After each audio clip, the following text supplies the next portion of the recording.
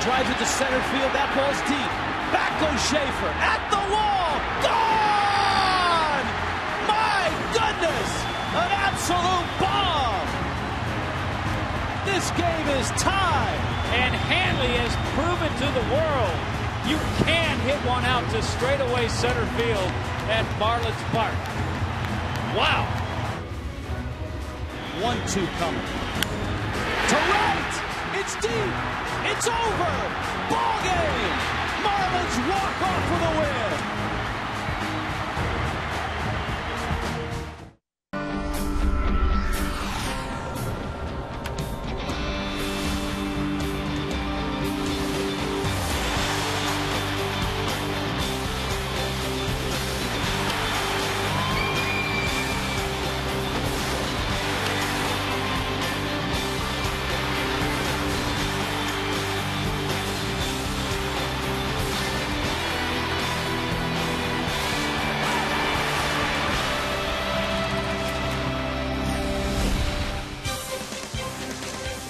From high above Marlins Park, a view from our Goodyear blimp.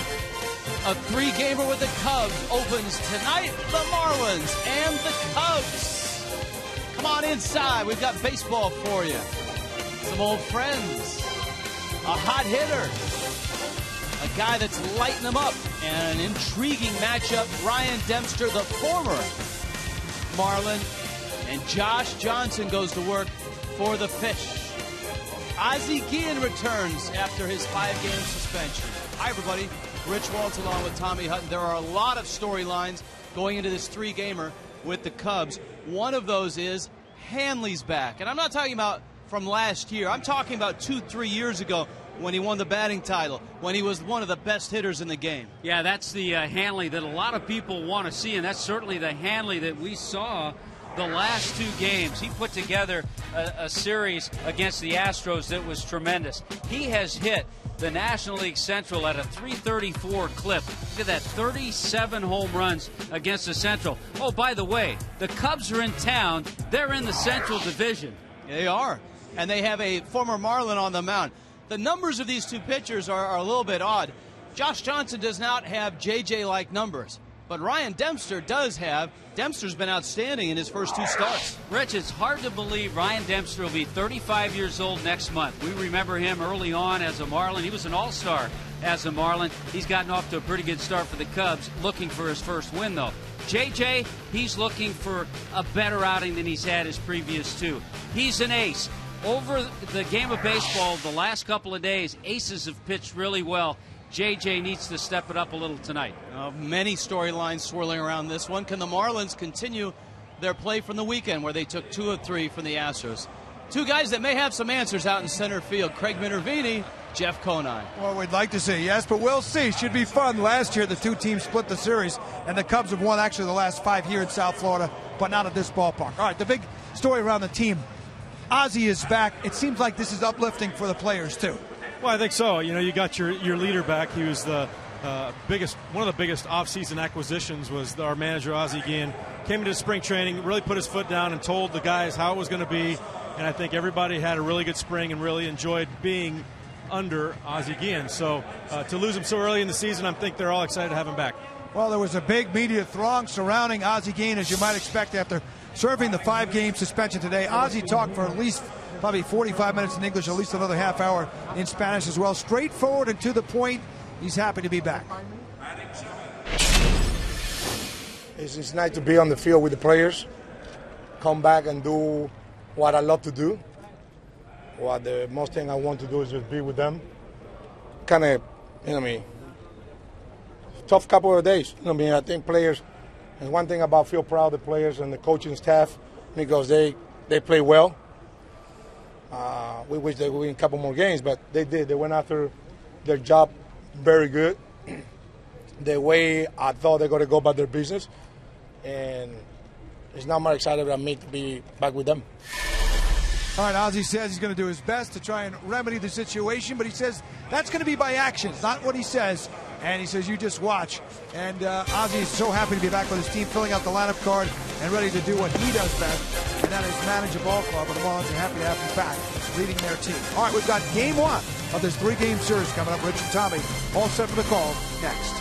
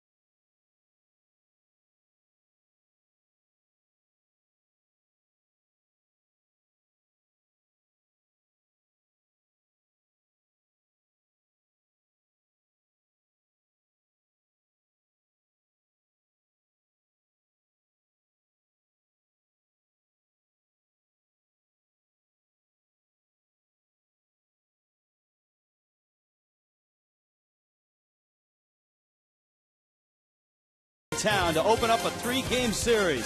JJ takes the hill next.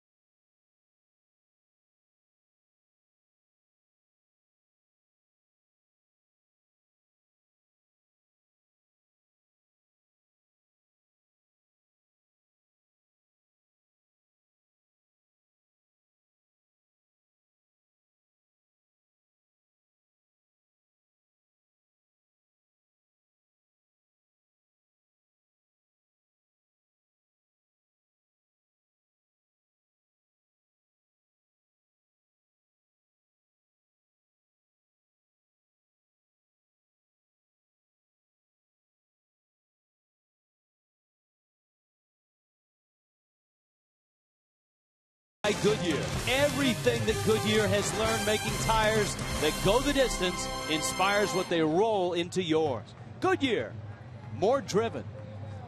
Roof is open. The panels in left field are closed. And the email box and Twitter feed is wide open. Send your questions.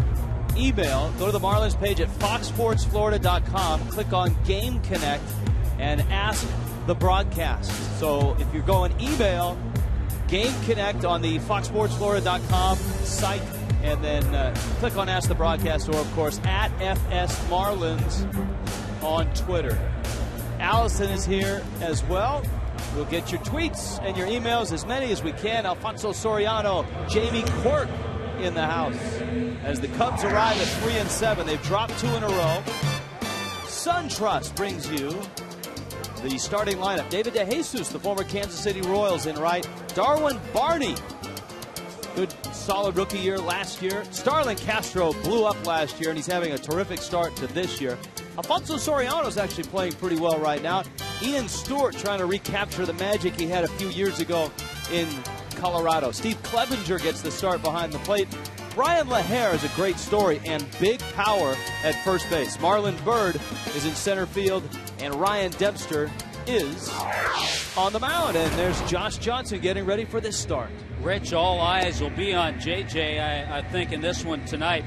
You see the numbers. They certainly are not JJ-type numbers. 21 hits, 9 2/3. Jeff Conine made a great point on Marlins Live last April. In 41 innings, Josh Johnson gave up just 18 hits. He needs to get back in that groove. He's worked on a little timing mechanism that he thinks is going to help him, and we'll look for that tonight. First pitch, as always, brought to you by Pinch-A-Penny. JJ getting set to face David DeJesus. He's part of what is a makeover in Chicago. That makeover has started. DeJesus spending the bulk of his career with the Kansas City Royals. Kind of an underappreciated player in the American League. Last year with Oakland. 8 seasons with the Royals. Guy with a career .360 on base percentage with Kansas City. And a fastball from JJ runs inside. Last year, surgically repaired right hand affecting his year in Oakland. He had 10 homers, hit just .240. He's 32 now, is David DeJesus, and JJ fires outside. Well, the Cubs like his ability to get on base. His on-base percentage early on this year over .400. He's kind of a Theo Epstein type player. Absolutely. .432 with that even .300 batting average. JJ, you see the little tap of the glove, and that pitch is yanked foul. And that's the timing mechanism for Josh Johnson, is that little tap of the glove. Randy St. Clair came to Johnson and asked him, why have you stopped tapping the glove? And Josh Johnson said, have I? And they looked at the video from the first 2 games, and absolutely he has. Jeff Conine demonstrating on Marlins Live how that tap is able to keep JJ closed longer and in the windup longer. Check swing, no swing. And in Randy St. Clair's words, it helps him load a little bit longer. And maybe that's the reason for the drop in velocity that he's had. So many similarities. You see hitters with little timing mechanisms that do the same thing.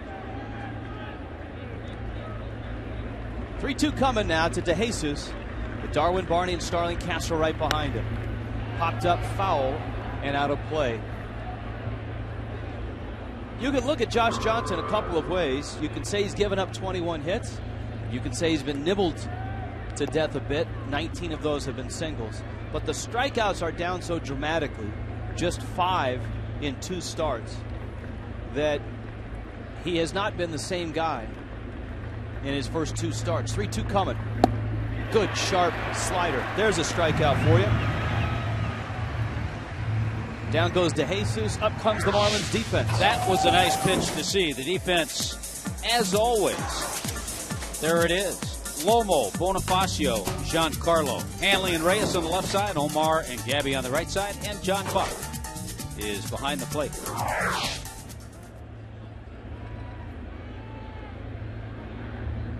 Darwin Barney now. Good to see 94 on the gun. I don't think we saw 94 on the gun the last start that JJ had. 0-1.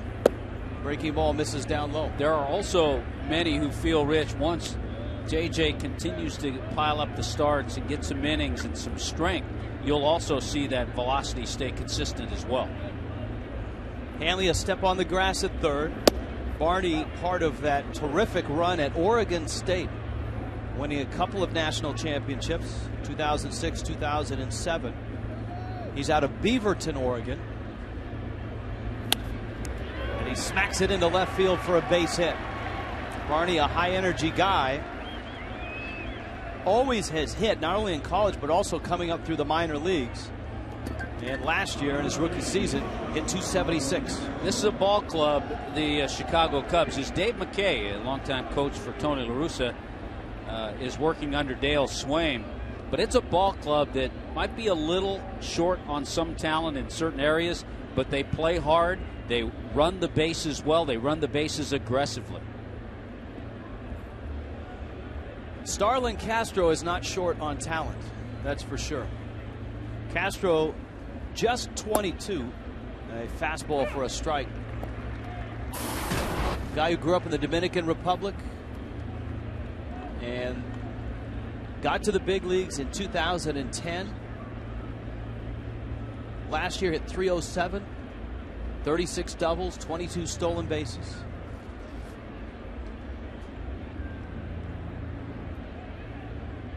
Led the National League in hits last year. Off the end of the bat, fouls it off. How about the fact that as a 21-year-old last year with over 200 hits, he's only the 10th player since 1900 to have 200 hits or more as a 21-year-old. The last player to do it is A-Rod back in '95. He just turned 22 in late March. Josh Johnson stares in. He's out in front 0-2. Barney does not have a big lead at first.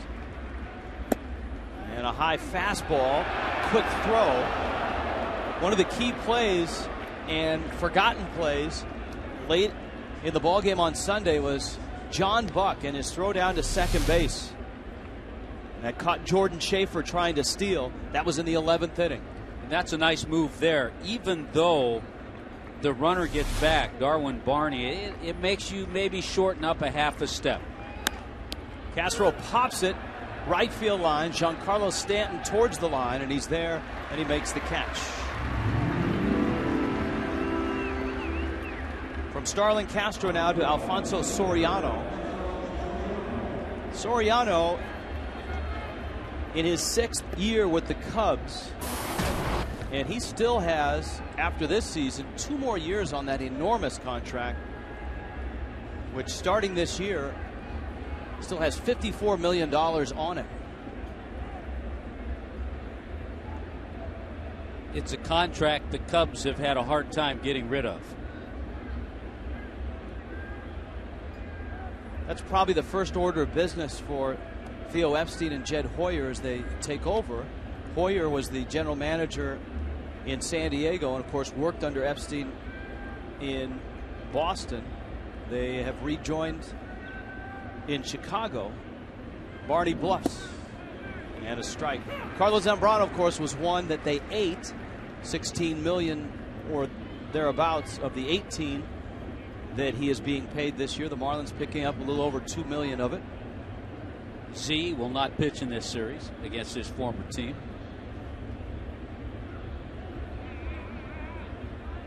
By the way, early on, it's been good to see Josh Johnson with some good fastballs.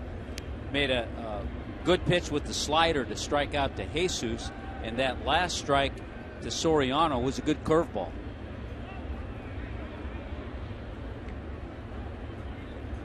Oh, 0-1 to Soriano, who's not homered this year, though he has driven in 6 runs. And he has hit 340 in his career. Oh, he's had a terrific career. There's no doubt about that. 4 years with the Yankees, 2 years with Texas. 7 All-Star teams. He was the All-Star MVP like Jeff Conine was. 4 Silver Sluggers. Right center, Stanton coming on, and he's there, and he makes the catch. Josh Johnson gets through the first, headed to the bottom of the first in Miami tonight. Scoreless.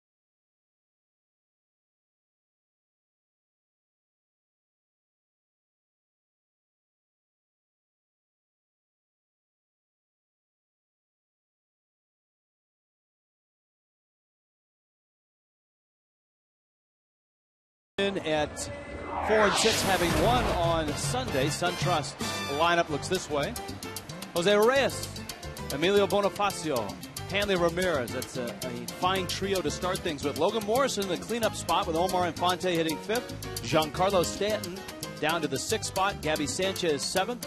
John Buck 8th. And Josh Johnson hits 9th. Want a timing mechanism? Ryan Dempster flutters the glove before every delivery. And that's more so he can get the grip on that splitter. He's been throwing a good splitter and slider, we've been told, and he's off to a good start. Looking for a win, though. He's not won one this year. I pop down the left field line. Soriano over, and he makes the catch.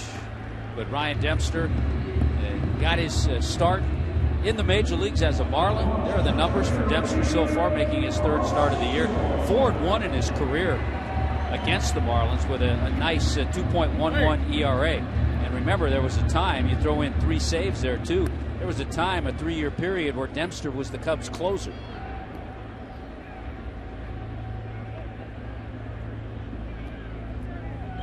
Emilio Bonifacio now. You're right about Dempster's numbers through the 2 starts are eye-popping. Misses outside, an ERA of 1.88. Bonifacio, not much to speak of in terms of his career number against the Cubs. Dempster at the knees. That's DJ Rayburn calling balls and strikes. Brian O'Nora, Alfonso Marquez, Tom Hallion on the bases. Dempster was the opening day starter for the Cubs this year. Bonifacio swings and misses, and it sounded like on his backswing he clipped Steve Clevenger, the catcher. Yeah, Dempster out of British Columbia, proud to be a Canadian, one of the great Canadian players in the game today. As you would expect, big hockey fan. 1-2. Always enjoyed that shot of him dropping the puck at a Blackhawks game wearing a Don Cherry sport coat and get-up. He's 1-2 on Bonifacio. A hard-nosed competitor, but a great character, Ryan Dempster. That's out. You can see Clevenger snap the glove back and try to frame it. Not ready to throw out the first email of the season. Got a lot of tweets and emails already. Bonifacio works the count to 3-2.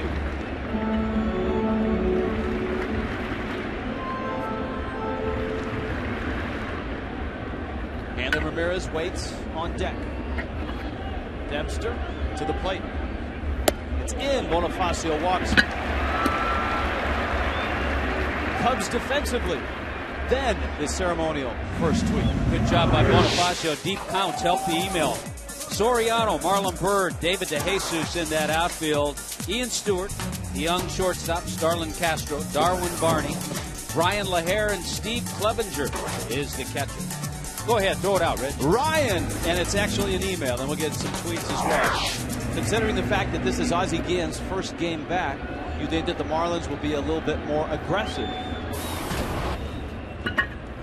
I don't think we'll see any difference in style of play. I think because Ozzie Guillen and Joey Cora have been together for a number of years, their philosophies are about the same. So I don't think we'll see any more, any less.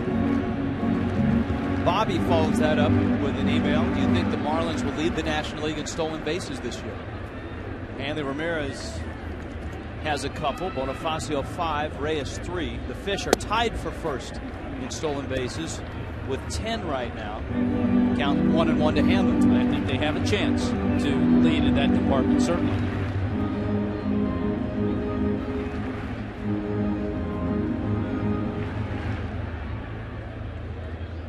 Bonifacio right now at first. Clevenger behind the plate. Dempster a move over, and Bonifacio back in. Clevenger behind the plate, a guy who actually was drafted and signed as a shortstop.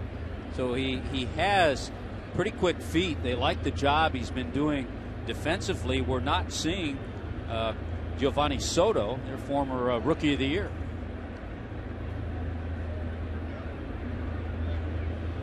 Bonifacio runs, and Hanley would like to have that one back. A check swing, foul back to the screen. Pretty good jump. Counts 1-2.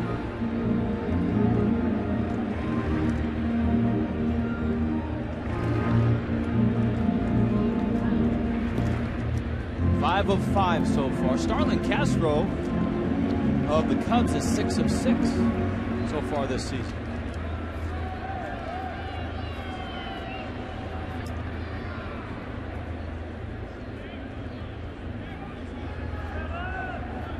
See if he's going 1-2. He is running. Pitch is a ball. The throw is high, and Bonifacio joins Castro at 6 of 6 on the season. Just watching that release of Steve Clevenger, I would look for the Marlins to run a little bit tonight. A little slow, a little long-armed with that release, and Bonifacio was able to pick up that stolen base quite easily. Yeah, young D. Gordon of the Dodgers has 7 stolen bases. Castro and Bonifacio tied for second in the National League with 6. And now Dodgers off to a 9-1 start. Yes, they are.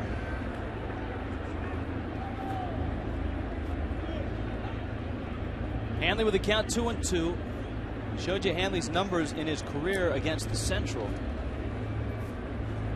And that held true to form as he battered the Astros this weekend. He is 7 for his last 8. Dempster buries one in the dirt. Rich, I believe tonight, I mean, haven't been that many games here, 4, but tonight's the first night we've had the roof open and the panels closed in left center. We've had the roof open and the panels open, but I believe tonight's the first night the panels have been closed. With the panels open during batting practice, I mean, it was pleasant out, but the wind was really swirling through the ballpark, swirling especially up here in the press box, and the ball club decided to close the panels about 45 minutes before first pitch. 3-2 coming to Hanley. It's down low. Hanley walks, and it's a perfect night, Tommy, to have the Goodyear blimp above.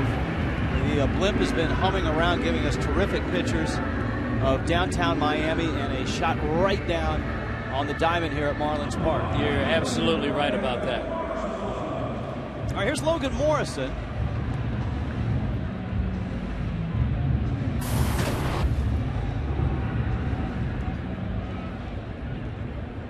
Notice one of the changes, a couple of changes that Ozzie made in the lineup, moving Lomo up to that number 4 hole, keeping Infante 5th, and Mike Stanton going down, Gabby Sanchez moving down a little bit. He needs to get Stanton and Gabby going. Morrison has been one guy that has been able to, when he has runners in scoring position, have good at bats. Morrison has walked 3 times. He hasn't struck out. Has hit in 4 straight. Dempster out in front of him, 0-1. Bonifacio at second, Hanley at first. Great speed. And Lomo fouls it at the plate. We already have a ton of uniform questions. The Marlins going with the home whites, the red-orange sleeves, and the red-orange socks. If you've seen Josh Johnson out there, JJ's got the high socks going. And they are the red-orange. Lomo with the pants down low, can't see any sock. Dempster with a changeup, and it's 1-2. And one of the questions was, there's Ozzie showing the high sock. Who chooses the uniform combination for the Marlins to wear? To be honest with you, we don't know. This is so new to us. We do know that they have a couple of options in going with the whites, the blacks. Here's the 1-2. Morrison smacks that towards center field. On comes Bird, who makes a diving catch on his knees. Tries to get Bonifacio. What a play by Marlon Bird. Had he not made that play, if that thing gets by him, Morrison standing at third, and it's 2-0. Yeah, if it gets by, it's into that deep gap in left center field. Give Marlon Bird a lot of credit. The veteran outfielder, center fielder, 34 years old, got a pretty good jump and made a nice play there. And that's exactly what I meant by the Marlins have seen Logan Morrison have very good at-bats with runners in scoring position, just like that. Didn't try to do too much, stayed on it, and lined it to left center. And with 2 outs, here's Omar Infante. Dempster misses outside. I'm going to a part of our crack staff to get to the bottom of this and find out the answer to the uniform question. Very nice. Here's a email from Diana. Actually, Liliana. Which player has impressed you the most so far this season? Here's the 1-0. And I read that question because for me, it's this guy. The guy at the plate.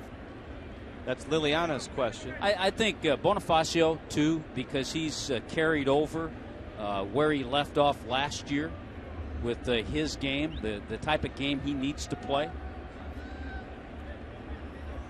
Well, Infante's start has been very impressive. I'll throw another name in there. Steve Cishek out of the bullpen. Absolutely impressive to this point. Extra base hits. Infante is tied for second in the National League. Matt Kemp with 9. There's Cishek.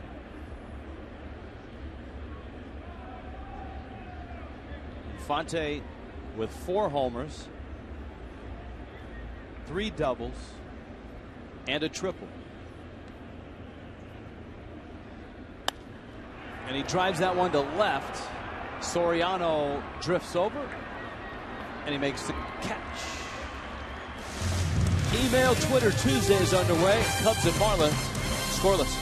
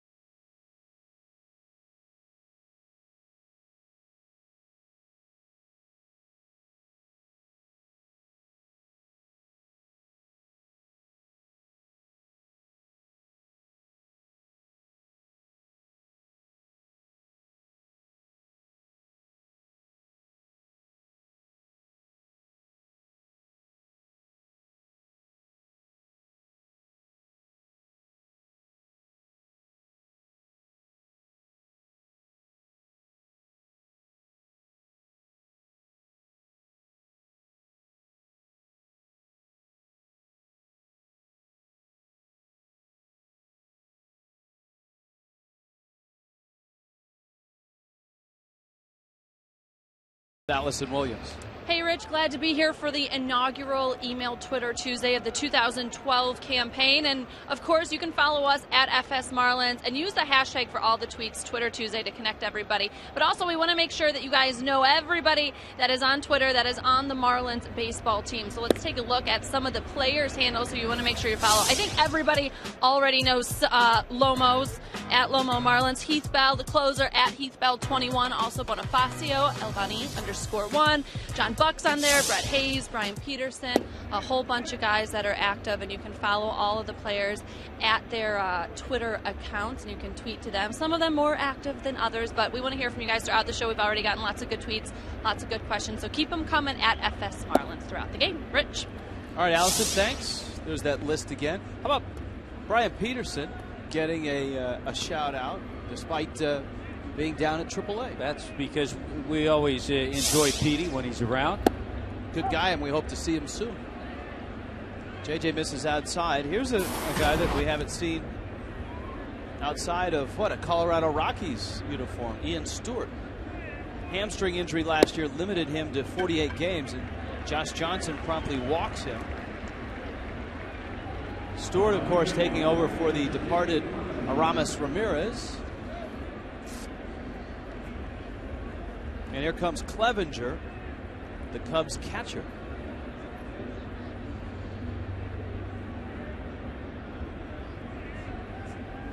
One of those guys who, everywhere he played in the minor leagues, he hit as well.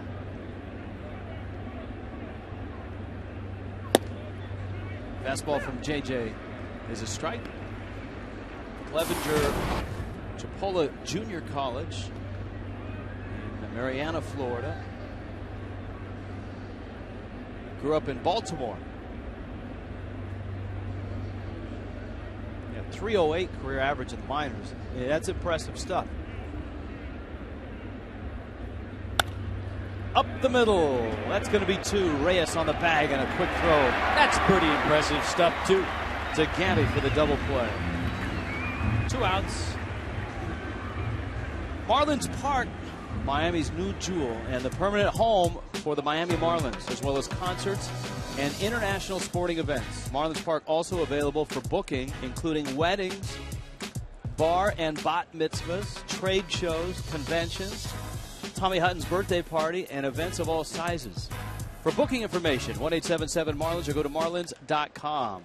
LaHare lays into one to center. It's deep. Bonifacio's back, and he makes the catch just shy of the track. An 8-pitch inning for Josh Johnson. Back into the email bag when we return.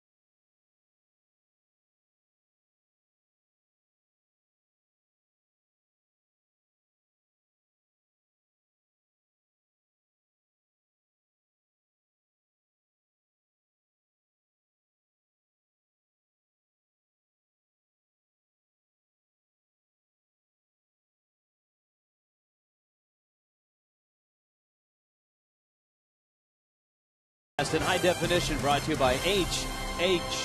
Gregg. Sunset over Miami. The concourse at Marlins Park, Marlins team store, a very happening place with the hottest merchandise in Major League Baseball right now.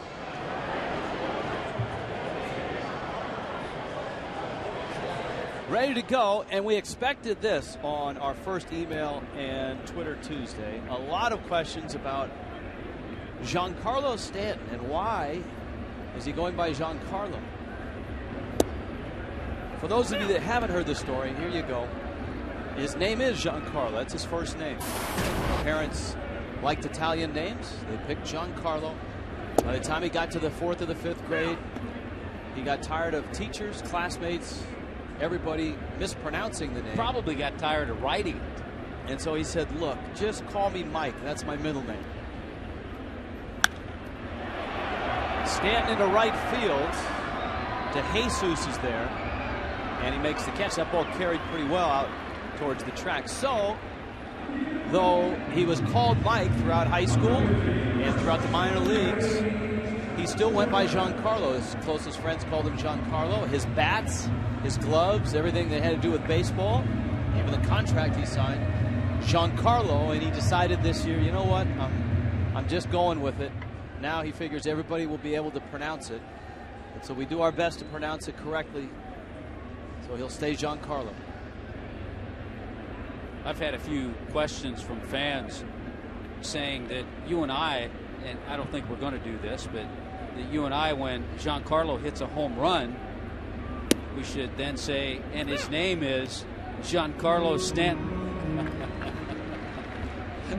Yeah, that would be borrowing from someone else's. You know, that would be like a sequel, and sequels are never as good. Right. I'm with you on that. Like Caddyshack 3. No. Really bad. No. Police Academy. This just wasn't the same. Gabby Sanchez swings and misses. Marlins, as you noted, are trying to jumpstart Gabby at the plate. One of the things that Gabby has done in his 2 years in the big leagues and going back into the minor leagues, he's always been a very selective hitter. Walked a lot. Didn't strike out a whole lot. But in 10 games, he has struck out 10 times. He has yet to walk this year. I think we've seen Gabby get a little anxious. And I think we saw some periods last year where that happened, and then he came out of it. One thing mechanically that Eduardo Perez has done as Gabby goes down on strikes, he made a little adjustment with his hands to get the hands on shoulder height. All right, a tweet from Trez, who wants to know, are there any plans to make the 2 championship banners more visible? They are small and not easily read. There's one. And I would hope so. I agree. Would that be Trey or Trez?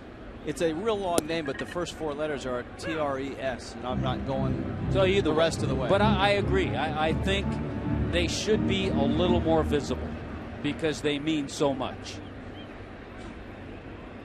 Oh, 1 pitch. John Buck takes a fastball in from Ryan Dempster. If you just happen by, Marlins and Cubs opening a 3-game series. Marlins Park. Roof is open. Blimp is above. Gorgeous night in Miami. Dempster and JJ are trading zeros so far. Buck tried to check his swing, and he did not. He went around. John's hit in 3 straight. As we pointed out, Dempster has been dynamite so far this year.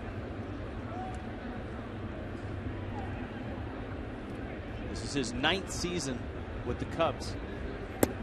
Boy, that's a perfect pitch. From our true center location, you can see that was right on the corner. Dempster with 2 scoreless in the books.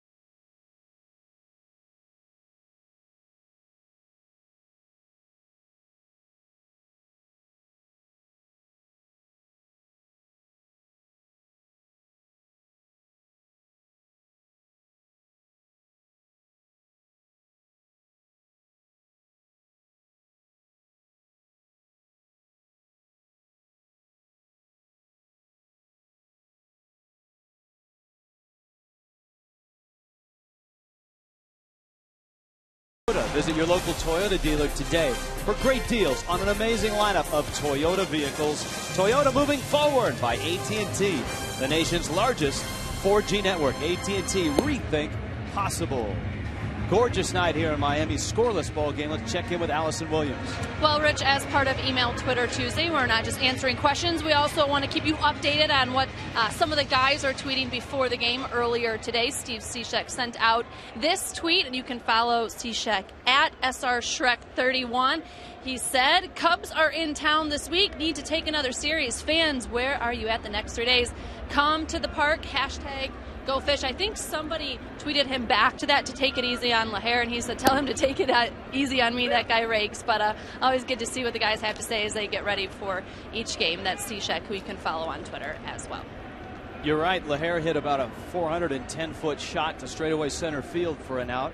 Josh Johnson facing Marlon Byrd, and he drives one in the gap right center field. Stanton is over with Bonifacio, and Stanton makes the catch. By the way, we were talking about Giancarlo's name, and we went in a different direction. We're talking about sequels. Someone had suggested we use the Dan Uggla home run call for Giancarlo Stanton, and we accept tweets and emails, and apparently now text messages, because as you noted, all sequels are bad, but our good buddy Boog chiming in saying, except Godfather 2.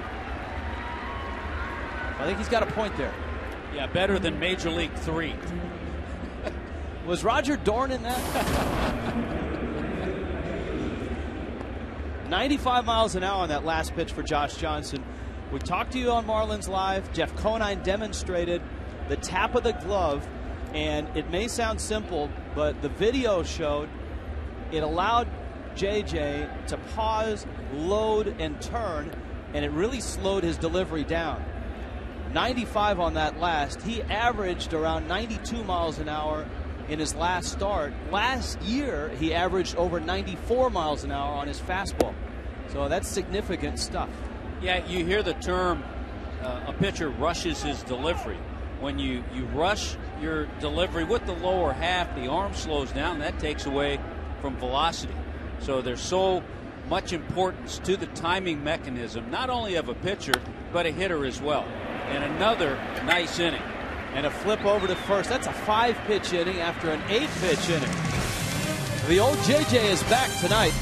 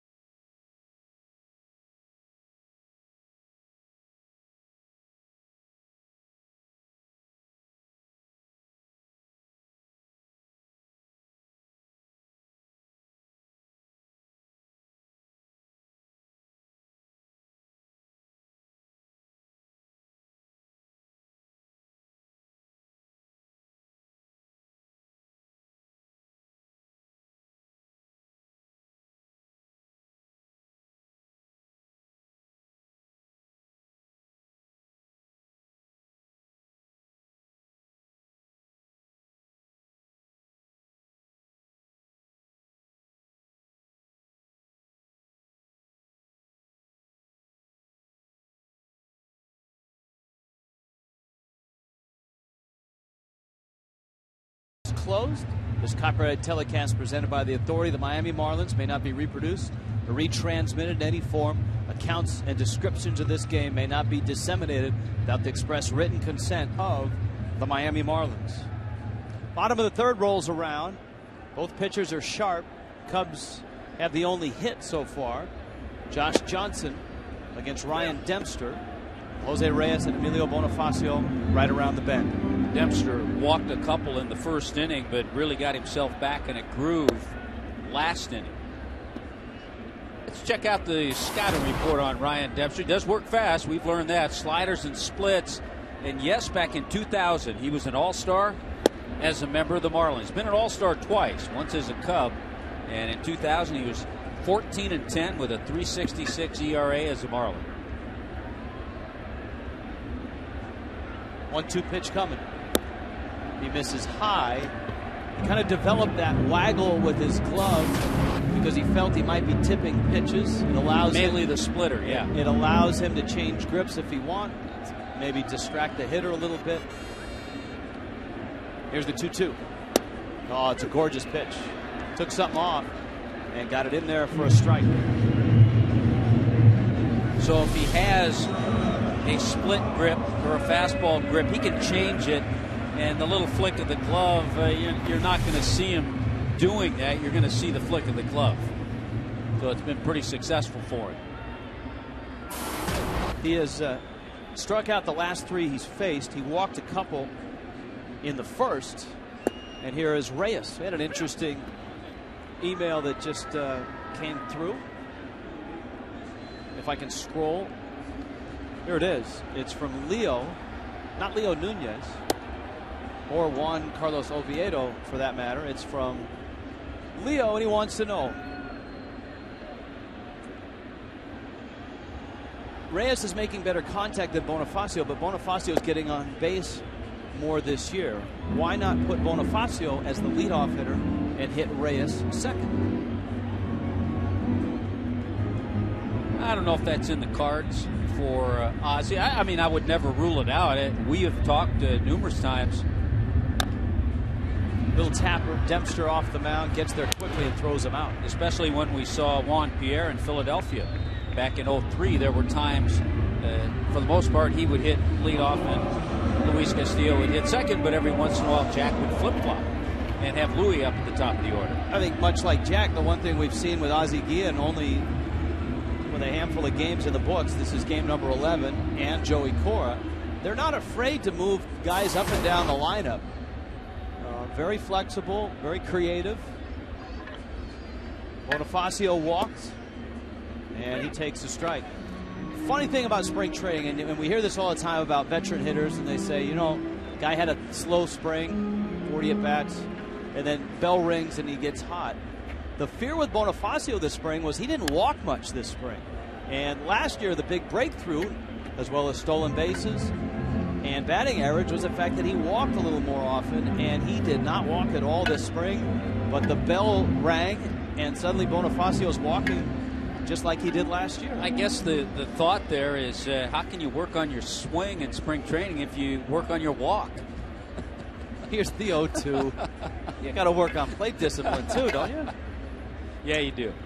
But I know you and I talked about that watching a lot of games that Bonnie played in spring training. I think Leo's question also brings up the point that when Reyes gets a day off, and he will get days off, you can slide Bonifacio into the leadoff spot and move somebody up to the number 2 spot. Here's the 1-2 pitch. Bonifacio sprays it. Diving is Stewart on his knees. That's not going to get it done.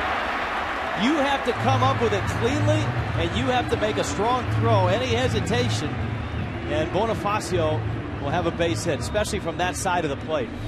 Well, a terrific effort by Ian Stewart, but there was just no way he was going to get Bonifacio from his knee. The throw not in time.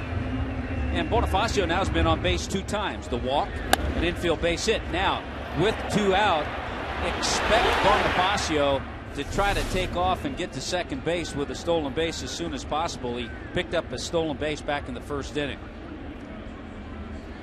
Hanley climbs in. Dempster ready. And he'll step off. This might pertain to Bonifacio and not Hanley. And a tweet from Zach: will inside the park home runs set off the home run sculpture? I would say sure. Home run's a home run. Home run's a home run. delayed steal, and it works beautifully. He has done that time in and time out. He started it last year. You rarely see a speedy base stealer use it, and he has used it to perfection. I'm amazed that with all the scouting and advanced scouting, that word hasn't gotten out, because he fools everybody. Did you see Barney was actually playing behind the bag and over the middle? He gets a couple of shuffle steps, then takes off once the ball, they used to teach you, once the ball gets to the dirt portion of the plate area, then take off, a little before the catcher catches it. Hanley takes up and in. And my recollection, Rich, and I could be wrong, I don't remember him ever, maybe one time, getting thrown out when he did try the delayed steal. He's in scoring position with 2 outs. Hanley Ramirez walked in the first.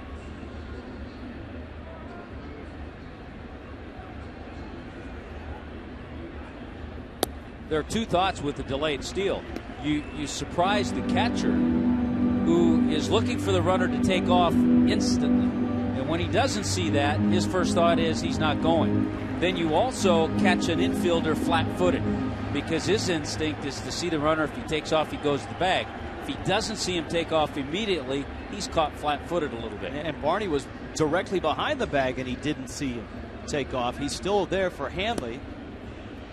Dempster catches the outside corner. It's 3-1. Follow-up to one of our earlier tweets from Mark, saying that David Sampson on 790 The Ticket on his radio show last week noted that the flags, the World Championship flags, are temporary, and the Marlins plan on making bigger flags or mounting them in a place where they are larger and for all to see. Well, that's good stuff. And remember, opening night here, those flags were raised, one by Jeff Conine, the other by Mike Lowell. That was a nice touch. A great moment.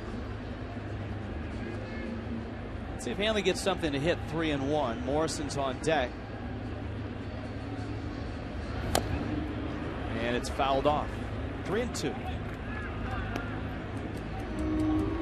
We've had a lot of dugout questions. Why are the Marlins using the third base dugout instead of using the first base dugout, as they did at the old cavernous football stadium? That's from Brandon and a host of others. It all has to do with footprint.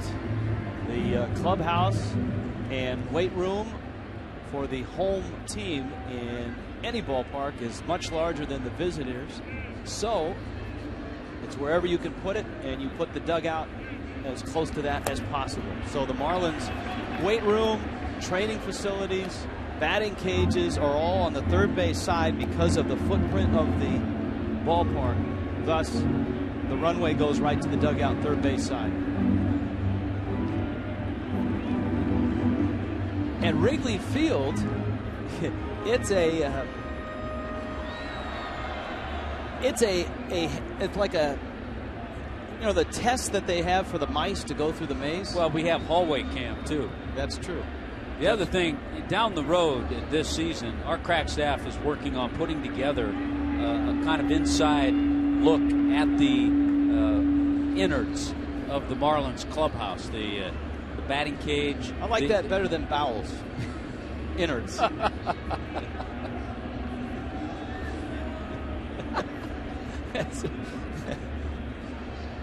Sorry, I didn't mean to interrupt your train of thought. You know what I mean. Oh, absolutely. So we're going to give you a good look. The video room, which is incredible. I think for fans, broadcasters, even players, everyone is still getting used to where everything is, where the best food is. Today I went down and bought a smoothie at the smoothie stop, which is right behind home plate, right on the first level.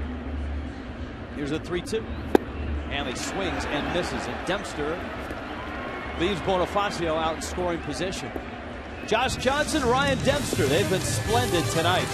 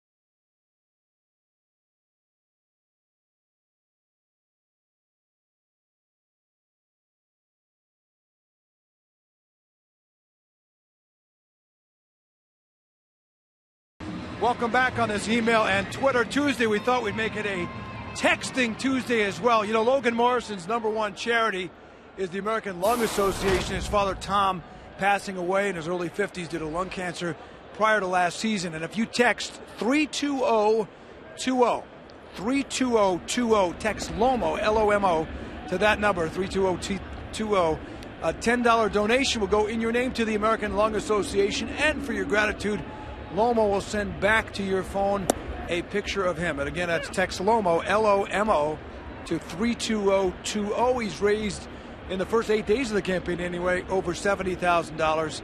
All thanks to you guys. And Lomo continues to find creative ways to raise money for the American Lung Association. Guys? Does a nice camp for kids in January up at Roger Dean Stadium for that cause. It's a nice look with Craig out there. High chopper. Reyes waits. Barney can run. And he's got the base hit.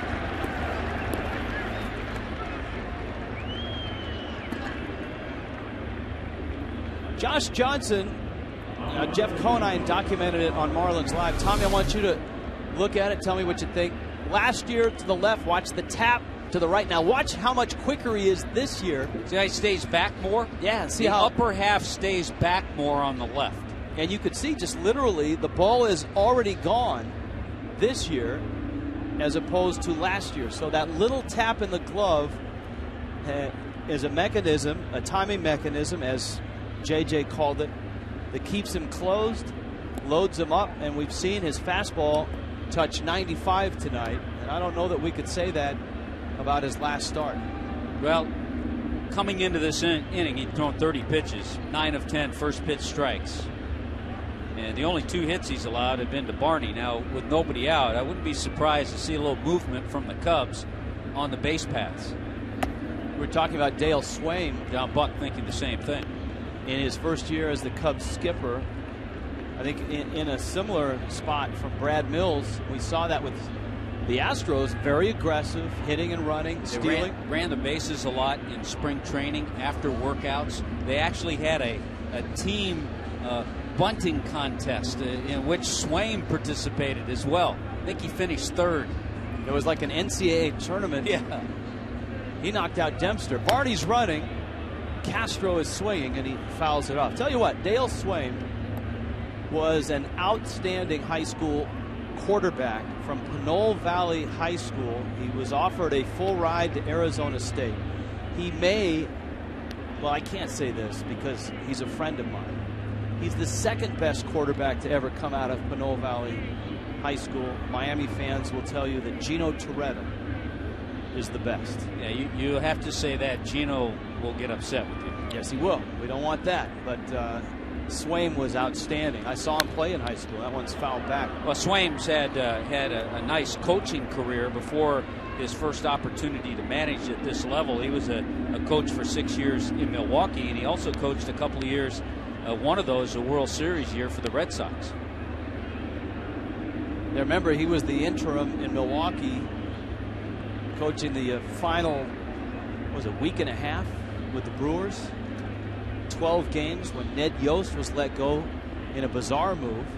I mean, the Brewers were in the middle of that wild card race, and Yost was fired. Swaim took over, managed the last 12 games, got him to the postseason in 2008.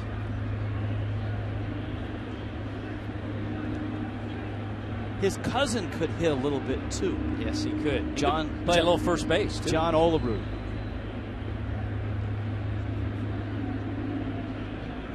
Throw to first.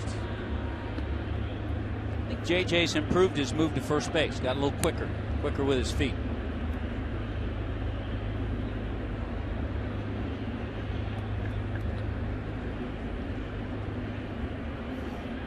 Got a good staff over there of coaches behind him too. Dale Swaim does. We talked about Dave McKay, first base coach. Pat Listash is his third base coach. Chris Bosio, his pitching coach. Rudy Jaramillo, longtime well-respected hitting coach. And Jamie Quirk is his bench coach.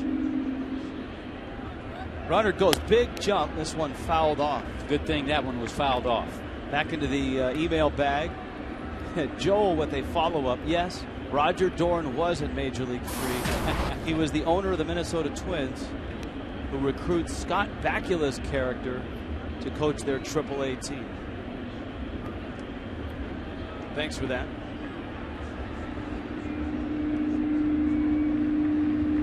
Again, it's worth noting. Here's the 2-2. Bouncer up the middle into center field. That's a base hit. Charging Bonifacio. Barney didn't hesitate. He takes third easily, and the Cubs are in business now. Starlin Castro, who led the National League in hits last year, sends one into center field. Well, it's something you're going to see the Cubs do a lot of in this series, and that is try to take that extra base. You have a spacious outfield. When you have speed and the ball's hit into the outfield, you're going to be able to go first to third. And that's exactly what Barney was thinking. That's exactly what he did. You can hear, I don't know if you can, but we can. There's feedback in the ballpark. That's not part of our Fox Sports Florida telecast. That's not feedback from the Goodyear blimp. That's not Twitter feedback. Hovering too closely. Soriano now. Runner goes. Buck throws down to second. It's high. Holding third is Barney. And Starlin Castro is a perfect 7 of 7 this year in stolen bases. And the Cubs, being aggressive, are all set up now with nobody out, second and third. Pretty good jump to throw a little high, but you can see, and we talked about it, how aggressive the Cubs are going to be.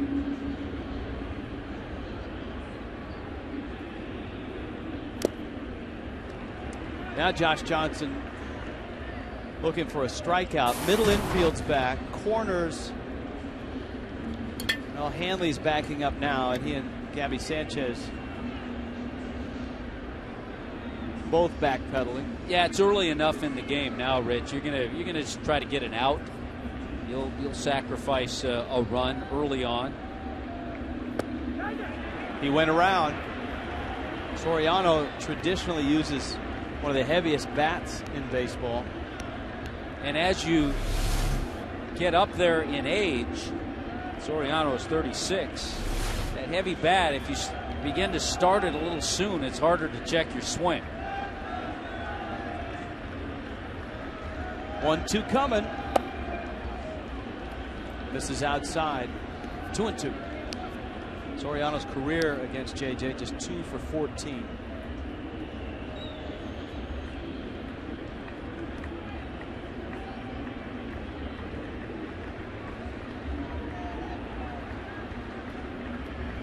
JJ steps off.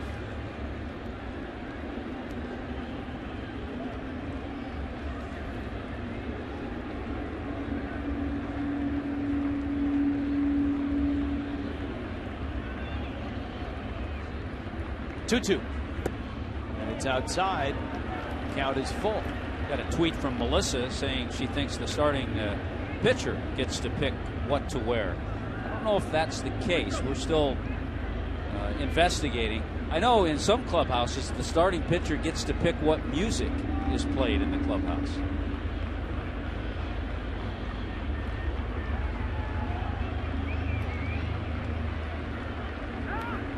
We need to have the mannequin on as a pregame guest on Marlins Live. The mannequin that is dressed up so players walk into the clubhouse and see. And a walk-off mannequin could be doused with Gatorade and water. 3-2 coming. Ground ball. Infante. Barney's going to score. Castro moves up. And Soriano drives in the first run of the game. It's 1-0 Cubs. All right, let's check in with Craig Minervini. Craig? Well, Rich, remember the other day we showed the mannequins. Now, equipment manager John Silverman had this out for Tuesday, and it's the Marlins are featuring the new look with an orange stripe down the pants, and thus are supposed to, as far as I had heard, wear the orange sleeves. Like I'm looking at the outfielders, all have the orange sleeves. But it looks like JJ, since he cut his off, maybe he's more comfortable, has the black sleeve underneath his uni. And I can't tell about all the other infielders. Looks black. I'm out in here in the outfield. Craig, I think it's superstition. I don't think anyone want to tell the starting pitcher, hey, change your sleeves. You're right. Because he does have the orange socks, which is appropriate, I think, for this look. I do know as Ian Stewart stands in. Infield is drawn in. Yeah, it's a good job by Soriano. A strikeout guy who was able to make contact, get the run in, but also move the runner, Castro, over to third. Now, Johnson certainly is in a spot where he's looking for a strikeout here. If numbers mean anything, he's got a shot. Ian Stewart in his career is 1 for 9 against Johnson with 7 strikeouts.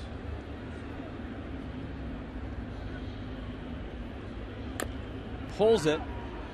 Foul. I do know that after the first day or two with the mannequin there was a suggestion that they probably want to remove the mannequin after the game starts, especially on a Carlos Zambrano start, just in case things didn't go well.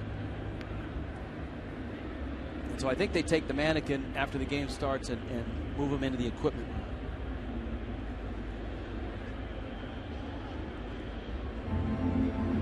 AT&T trivia question as Cubs trainer tends to Stewart.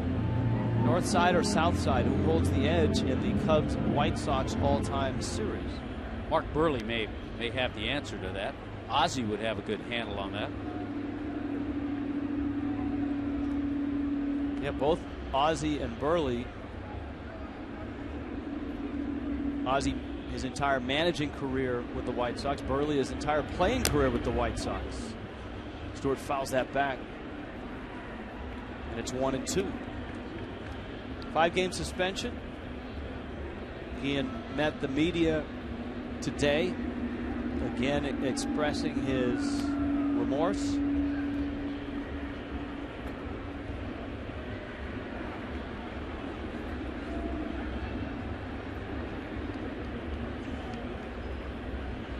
Here's the 1-2. And it's in. The one thing that Ian said today that he has said on a couple of occasions, doesn't matter what he says. It matters what he does moving forward. And Guillen has reached out to the Cuban American community. He said, judge me on how I affect that community from this point forward. There's the strikeout that JJ was looking for. As he gets Stewart, now he has to deal with Clevenger. This is a great pitch. His 2 strikeouts have been with the slider to left-handed hitters.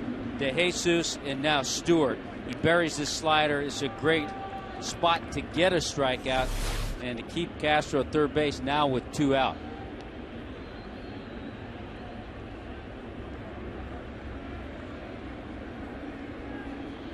So Clevenger takes down low. We've had a few of these tweets. This one's from Edward. I'm planning on coming to a game. I live in Palm Beach County. We'll be using Tri-Rail to Miami. How do I get to the game from the Tri-Rail station? And we are told there are shuttles every 10 minutes from the Tri-Rail station to Marlins Park, and then after the game from Marlins Park to the Tri-Rail station. We see a lot of the shuttles, a lot of the trolleys taking fans to various parking areas. And I think it's just an experiment for everybody to try to find that convenient spot, to try to find a good place to park, a place that you know when you come to a game you're always going to go to that place.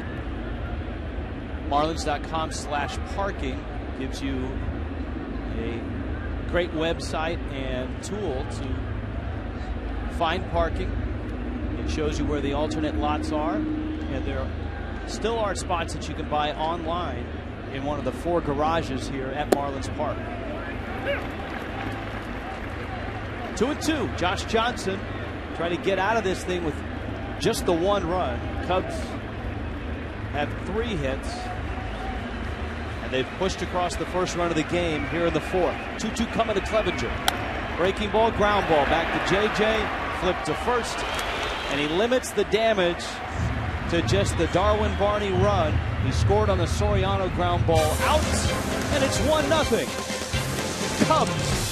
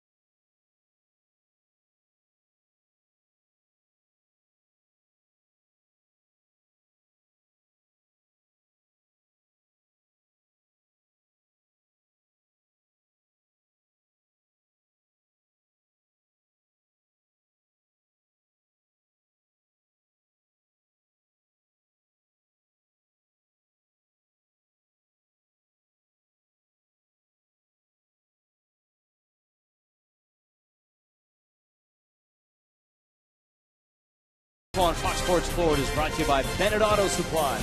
Our prices bring you in, our people bring you back. And by Sagicor.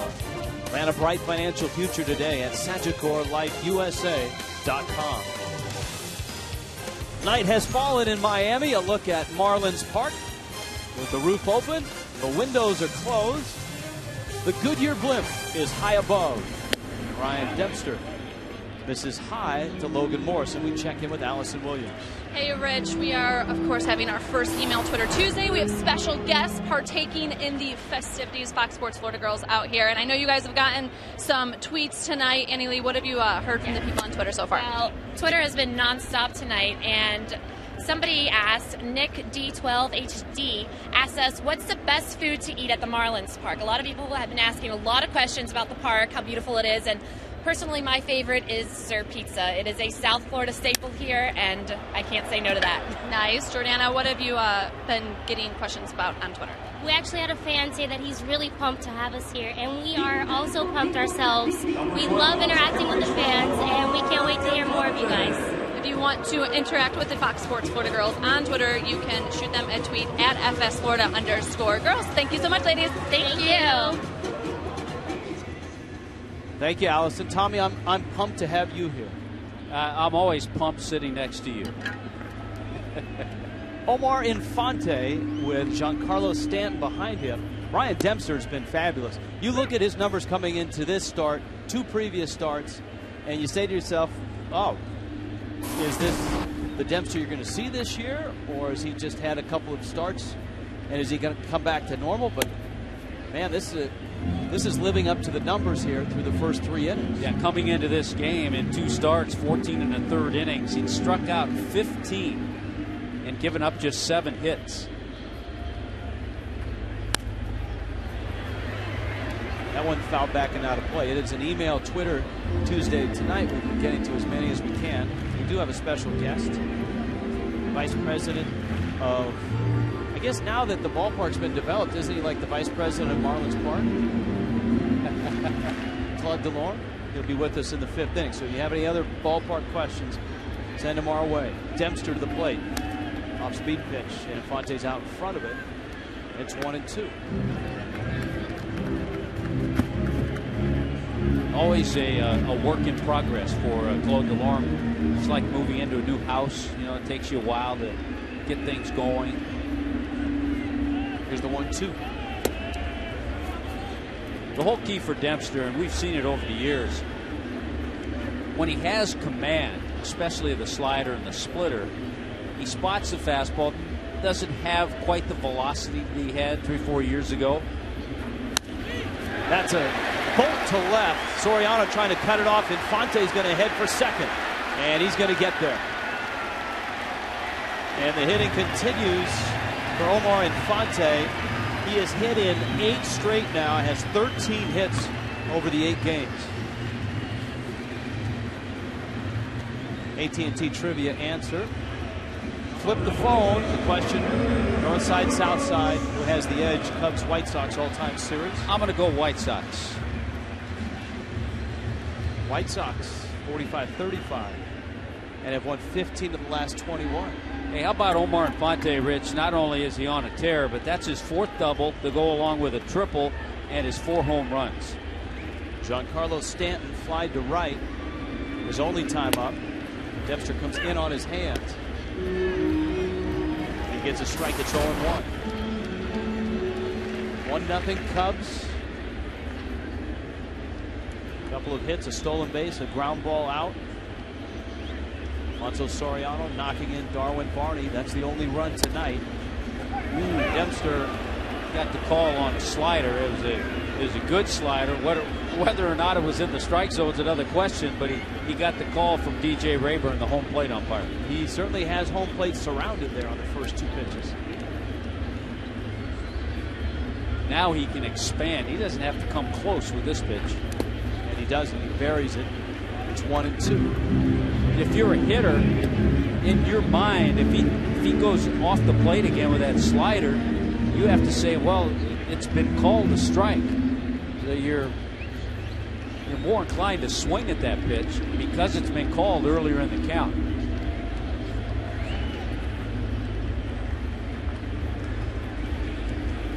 The 1-2. Stan hits a high fly ball. Infante forgot how many outs there are. He tagged third, but he didn't re-tag.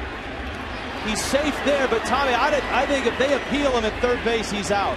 He rounded third and headed back to second. He cut on the inside of the grass. He did, and he's out. Yeah, if you round a bag or touch it, you have to re-tag it going back to the bag that you started.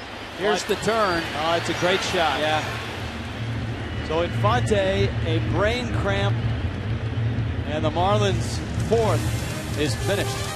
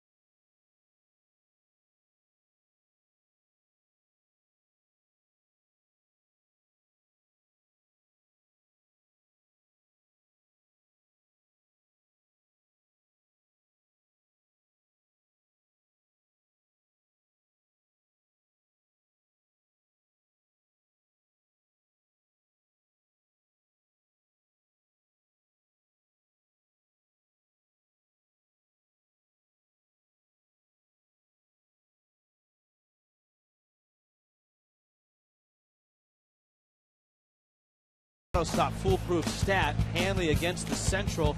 He did it against the Astros. Can he do it again against the Cubs?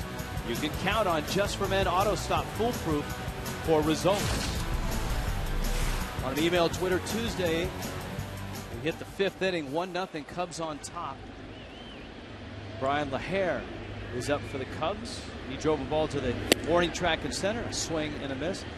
Now, Claude Delorme joins us now. Now, your title was Vice President of Ballpark Development. Now that it's developed, has the title changed? Yeah, they changed the title to Executive Vice President of Operations and Events. So they said, okay, enough of building the ballpark. Now let's get serious and get the operations, and let's get a lot of events in the building. So we're quickly switching from one phase to the other, but still a lot of work left on the construction side, and in terms of just getting through our punch list and addressing a lot of the issues that need to be corrected over the next few months. Well, let me say congratulations. First off, you did a fine job. Thank you. Much appreciated. We get an opportunity to talk with a lot of national writers who've been in town, and everyone seems to be impressed, and we can see why. As far as the operations of things, how has everything gone?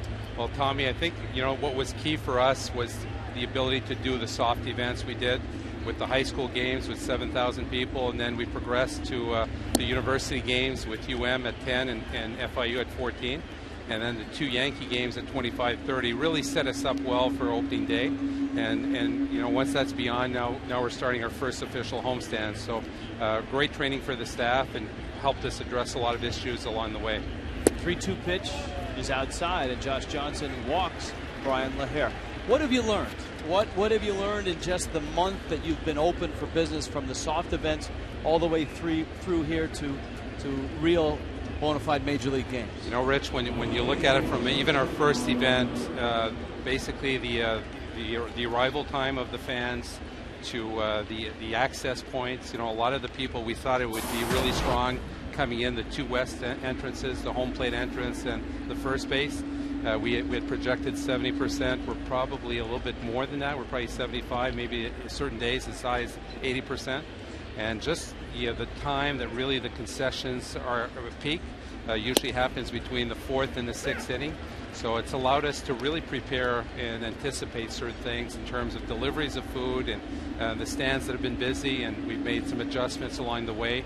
And the retails have really done extremely well from our first days, and continues to progress. The retail sales have been our most pleasant surprise in terms of continuity and just total sales. Now we've had it's email Twitter Tuesday, so we've had a lot of ballpark questions. A couple have just popped up. One has to do with the home run sculpture. How does it work?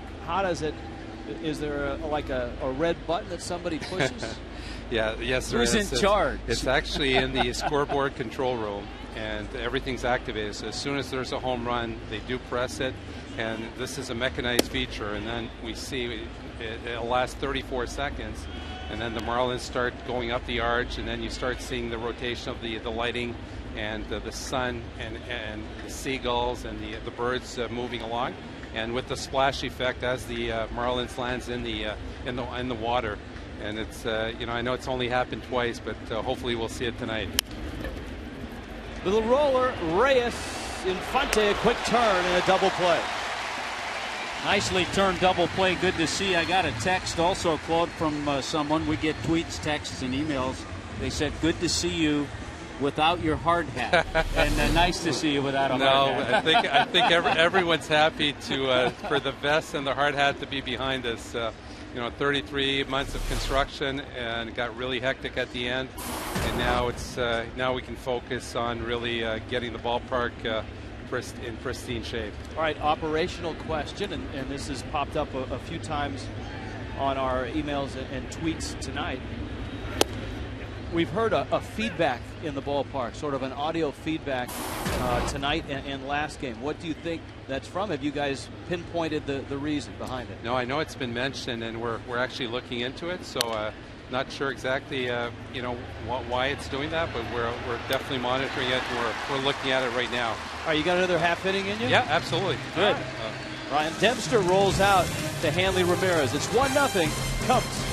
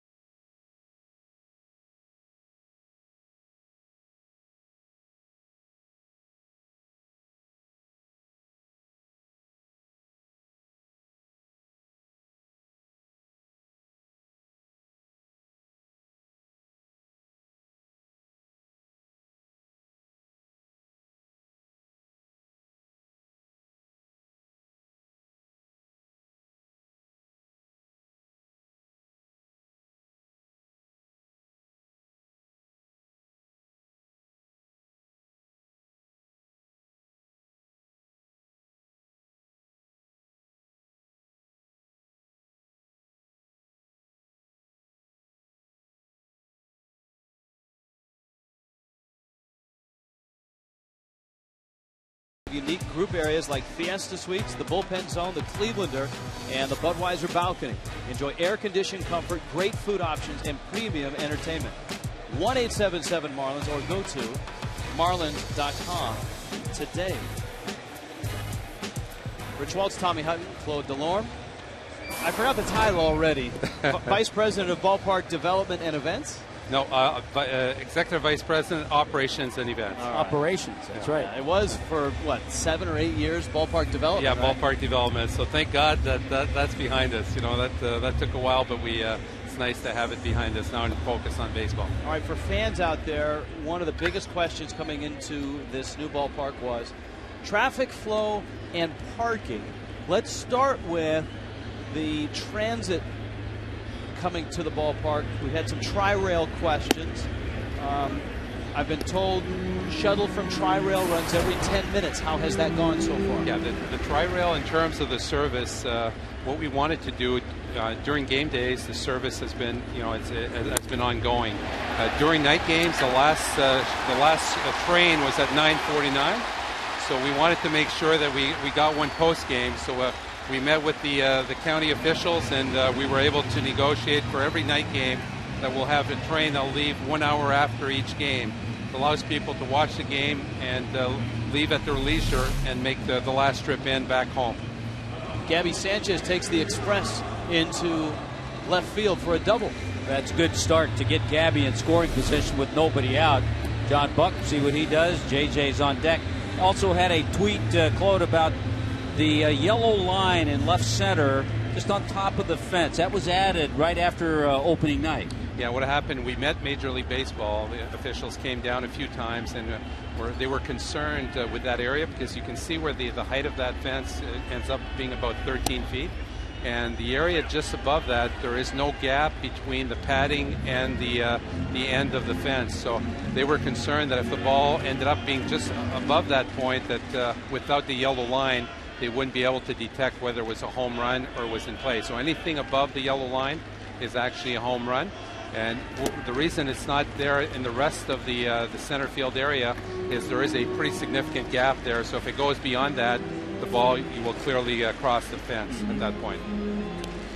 At the plate right now, John Buck. Marlins had a double in the fourth, and a rare mistake by one of the smartest of all Marlins, Omar Infante, who forgot the number of outs and was doubled up on the fly ball out off the bat of Giancarlo Stanton.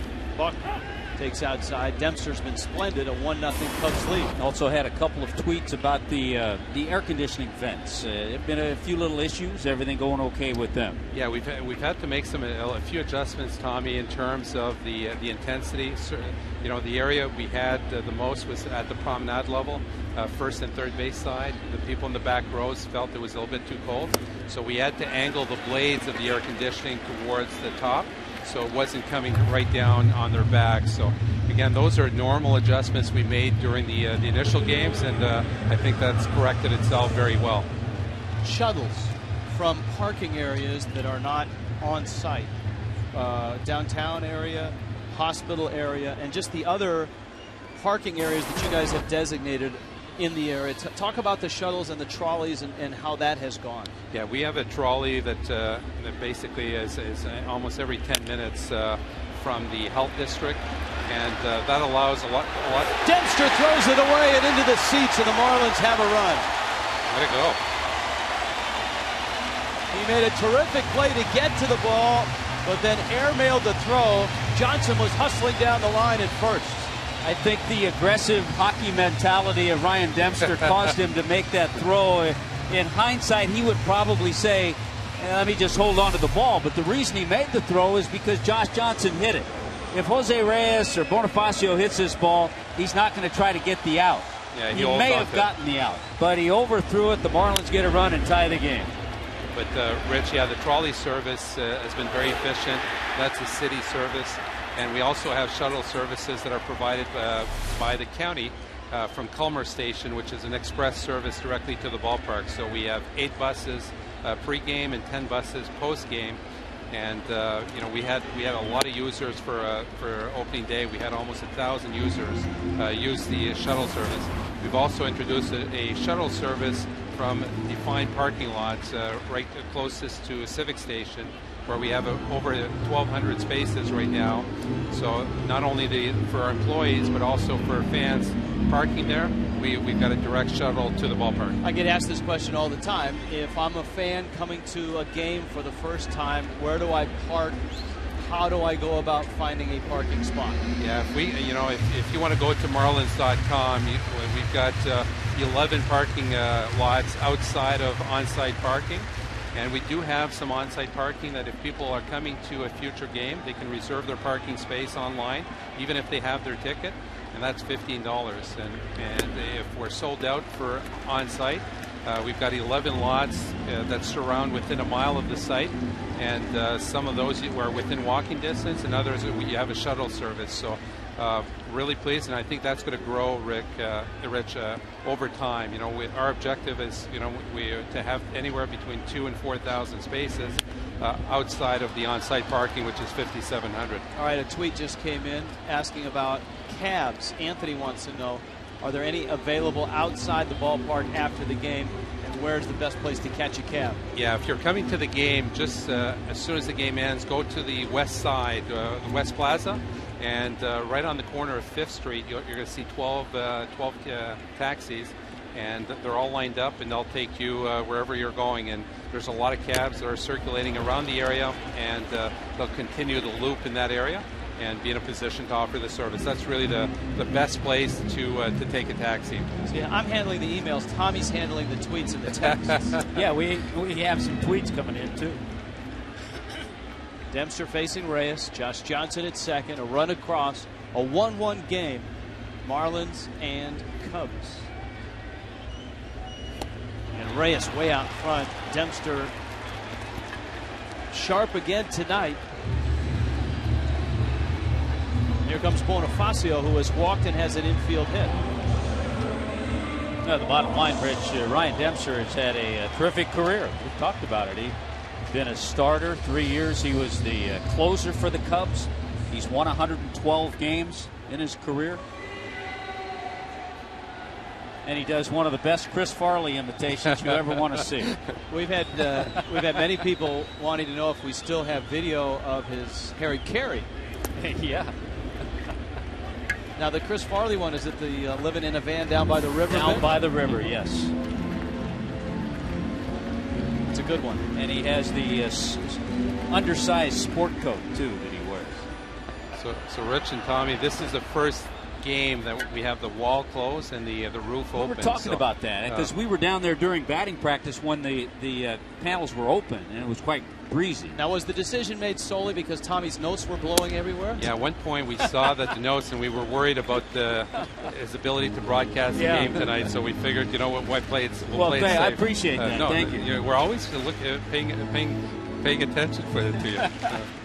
So what was the deciding factor to close them? Yeah, at the end of the day, we opened it, because they were saying 11. The wind would be 11 miles per hour, and from the field it was blowing pretty hard. So we felt let's leave the roof open, and let's try with the wall closed. So it's easier for the players to be able to follow the trajectory of the ball. So we wanted to see the impact and how the ball would travel in this configuration, and this is another opportunity for us to test the ballpark. So you, like us, are still figuring it out. Absolutely.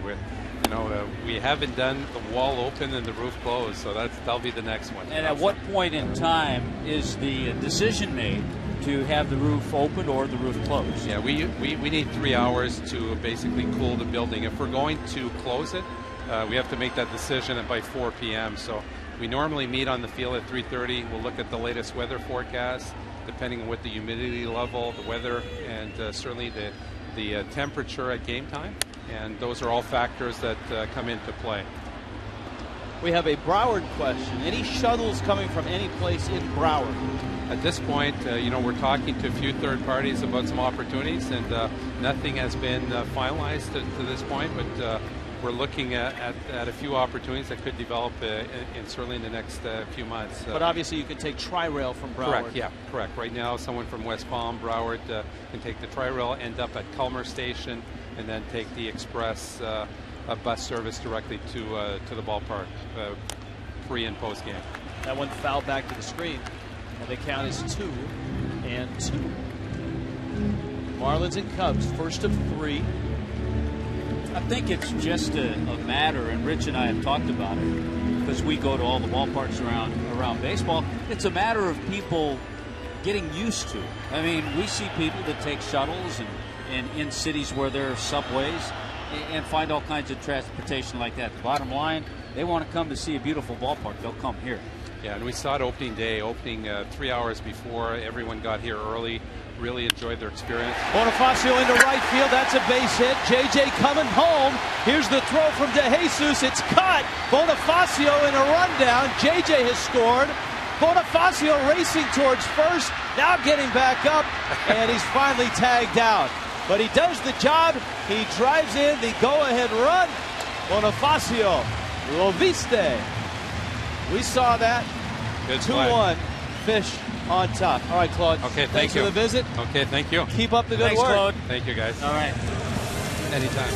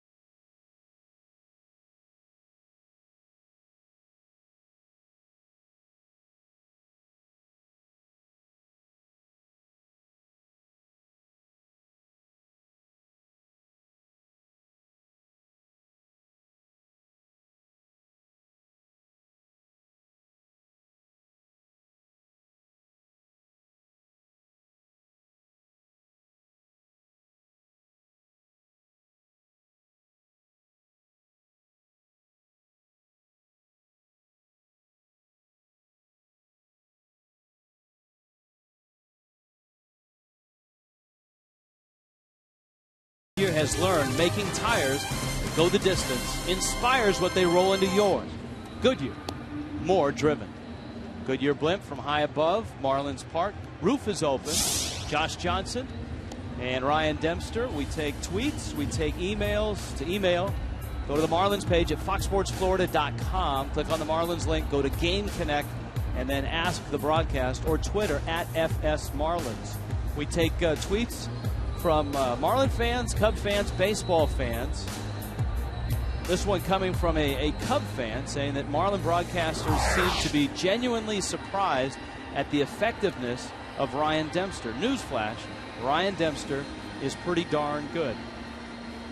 I think the point that we made is... I think the point you're trying to make is he's gotten not, off to a good start. He's not pretty darn good. Yeah. Right now, he's been dominant so far. Yeah, and I think the point you were trying to make, he's gotten off to a start the Cubs want to see with an ERA of close to 5 last year. Right. My point was last year wasn't so good for our friend Ryan Dempster. This year he's been very, very good. Marlins got a big run there, though, with Bonifacio driving in Josh Johnson. Of course, the error by Dempster allowed the first run to score. Top of the order for the Cubs. But we appreciate the tweet from a Cub fan. We welcome all.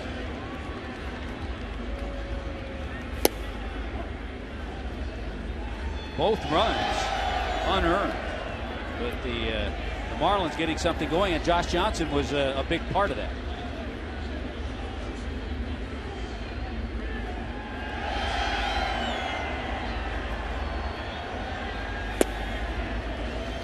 JJ with a fastball for a strike. David DeJesus in the 6th has struck out, has bounced out.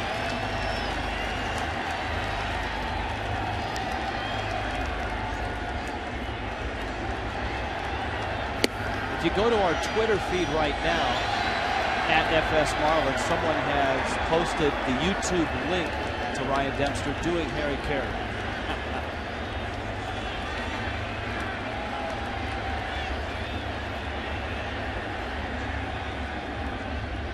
Here's the 2-2 coming. You know, I'm sorry that Claude has stepped out because there's a A tweet from Brickle. Are there any water taxi options to the ballpark? I don't know. We will try to find out. 3-2 coming to DeJesus. Up and in. He walked him to lead off the sixth. Lead off walk. Marlins watch party. And we're not talking about the Clevelander at Marlins Park. We're talking about the original Clevelander. 1020 Ocean Drive, Miami Beach. Sound familiar? Marlins and Nationals. The Nationals right now are playing great baseball. So this is going to be an entertaining series this weekend in D.C. 1-877 Marlins or go to marlins.com. Nationals getting another well-pitched game tonight from Gio Runner Gonzalez. goes. The throw from Buck is in time.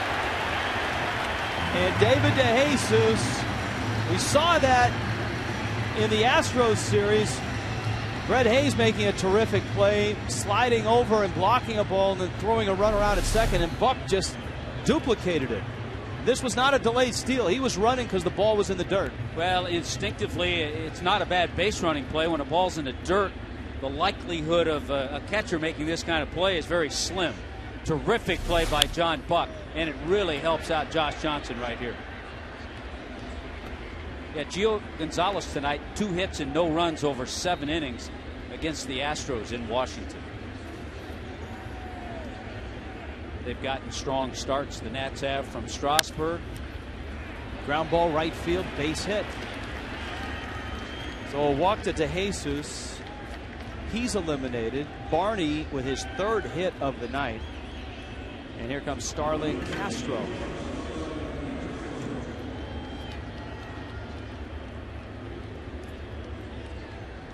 Craig Minervini chiming in. Craig, you have an answer on the water taxi question. I actually ran into Claude. He said right now they did talk, they looked into it, guys, but there's a lot of red tape, the manatees, some other things. So they're probably a few years away, he said, from the water taxi. Certainly something they're interested in. Just can't get through the red tape. Wait a minute, Craig. The fat guys who dance? That those guys, the mermaids, get in the way? No. Real manatees. The real manatees can be an issue, I guess, for the water taxi. So it's something you might see, though, he said, down the line if they can solve some issues. They're certainly interested in it. Starling Castro at the plate. He's singled and flied out. Josh Johnson has given up 4 hits. Has a 2-1 lead in the 6th. Runner bluffs. And a swing and a miss. Good to see JJ doing what a lot of aces did last night in baseball with Tampa Bay's James Shields, 8 1/3 scoreless innings. Steven Strasburg. Halladay out in the West Coast against the Giants, picked up his 3rd win. And how about Justin Verlander of the Tigers? A complete game. He threw 131 pitches. Ground ball in the hole. Reyes dives and can't get it. It's in the left field. Castro finds a hole. He's 2 for 3. And now Alfonso Soriano is up with runners 1st and 2nd. Jose Reyes, look at Jose Reyes up here just before the pitch. He's trying to anticipate, and he leans a little bit towards second, and Castro crosses him up and pulls the breaking ball just past him. Nothing wrong with that. Sometimes you just get crossed up and fooled.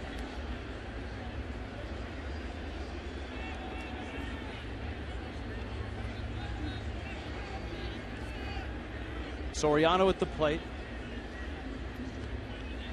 Johnson with a fastball, and that rides in at 93.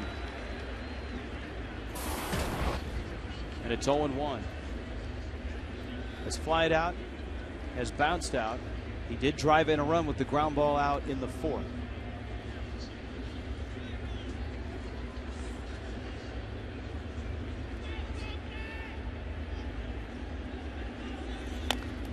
Little tapper. We've had a variety of topics, and if we haven't read your email out, we apologize, but many times we get multiple emails on one subject, so we'll just pick one.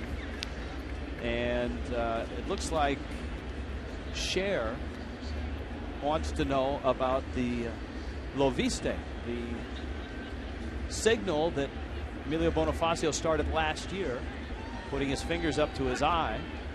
which caught on with the Marlins at the tail end of last year, was blown up big when he returned home to the Dominican Republic and was adopted by everybody in the clubhouse in spring training.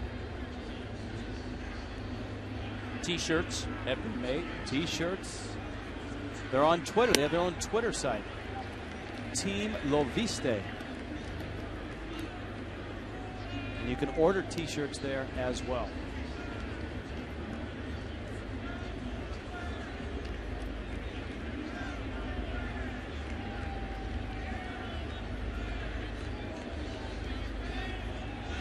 Translated, did you see that? It was one of the more endearing Lo Viste moments was the other day when Anibal Sanchez tripled, and as he got to third, he popped up out of his slide and he did a double Lo Viste, almost like Batman, sort of. 1-2. Breaking ball. Anibal, the double Lo Viste. Hey, his first extra base hit, a triple. It deserves a double Lo Viste. And so Cher, who apparently had money riding on the explanation, hopefully comes out on top.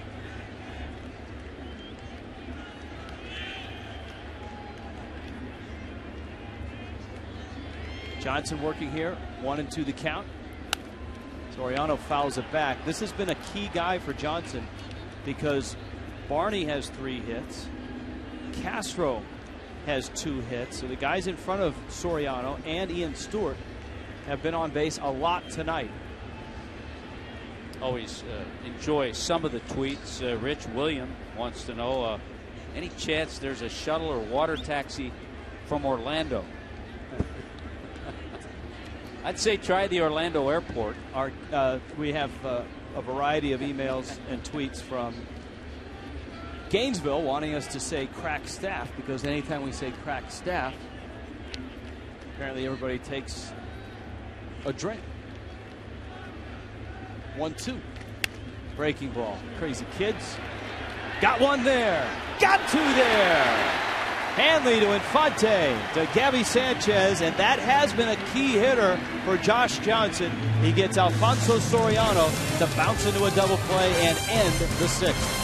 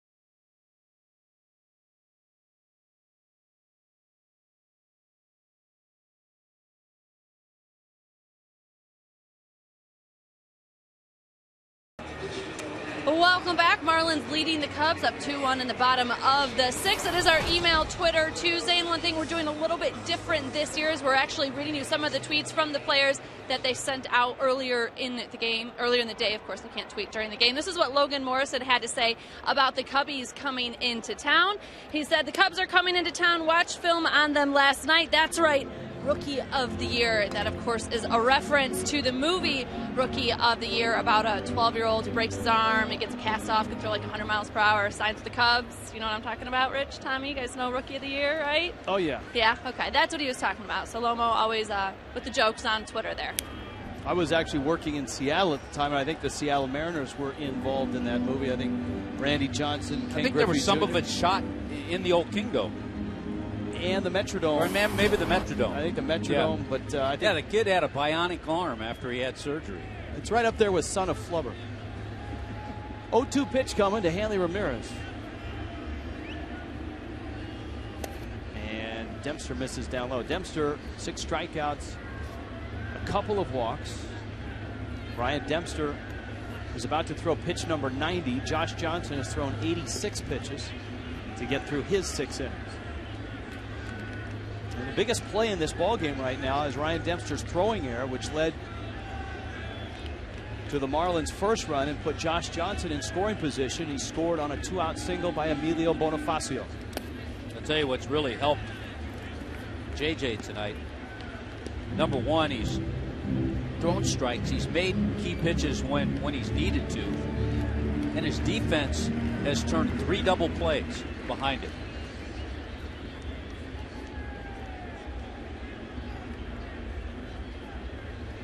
Here's the 2-2. Ooh, that was close. From the straight center shot, and yes, we've had a lot of emails about that, and a lot of people like the straight center shot. That was pitch number 5. You saw it miss inside. It's a true center look, so you get a better look at the corners, whether a ball is in or out. It's a much more straight-on look than we had at Sun Life Stadium. That was a great shot. The shot right over the shoulder of Ryan Dempster as Joe Espada helps out a fan there and gives him a souvenir. Hanley kind of gimps around after fouling that ball off his foot. While he does that, we'll go back into the email bag. Right off the top of the foot. We were talking about shuttle service from a variety of parking lots from the Tri-Rail station. And a note from a company called Ballgame Express, a third-party motor coach bus company running buses from Hooters and the World of Beer and other sports bars in Broward and Palm Beach counties. BallGameExpress.com for a schedule and locations. He's an entrepreneur trying to drum up a little business. Just getting the word out. Yeah. I wonder if there's a shuttle back to Hooters. Here's the 3-2 pitch to Hanley. Little tapper, third base side. Stewart on the run, throws him out. So Hanley was 0 for 2 tonight. Logan Morris and Omar Infante to follow. Paul wants to know, do you actually believe that Jose Reyes won't injure his hamstrings as often in Miami's warm weather? Now, he's insinuating that someone has said that, I don't remember either you or I stating that we think warm weather is going to keep him on the field more. I've read that. I know you and I haven't insinuated that. You hope that. I think I've heard Reyes actually say that. Yeah.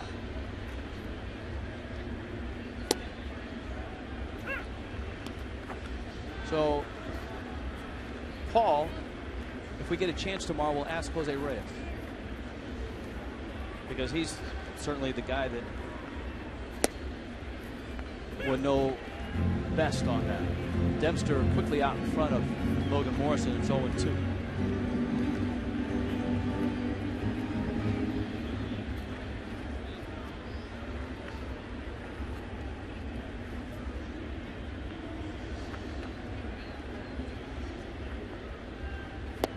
Good off-speed pitch. Dempster carves up Morrison. There are 2 outs here in the 6th. Told you about Dempster's throwing error. This is from John. If a pitcher makes a throwing error resulting in a run, why would it be an unearned run? I thought unearned runs were to protect the pitchers from runs caused by defensive errors, but what if the pitcher is making the defensive error? it's still an error. So it's still unearned. It's protecting the pitcher from himself. But you and I have to protect ourselves from ourselves. It's the Fifth Amendment for pitchers. It's protecting them from themselves. But that's been a lot of fans and a lot of writers and even baseball players and managers have always thought that is an odd bit of irony. There is that a pitcher can make 2 or 3 errors, throw the ball over the yard, 5 runs could score, and they're all unearned runs. 1-1. I just thought it was interesting if a pitcher is in the game and the third baseman makes an error that would have been the third out of the inning.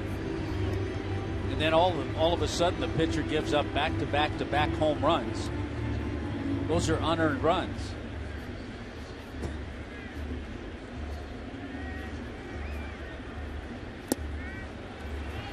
Ryan Dempster, strong 6th inning.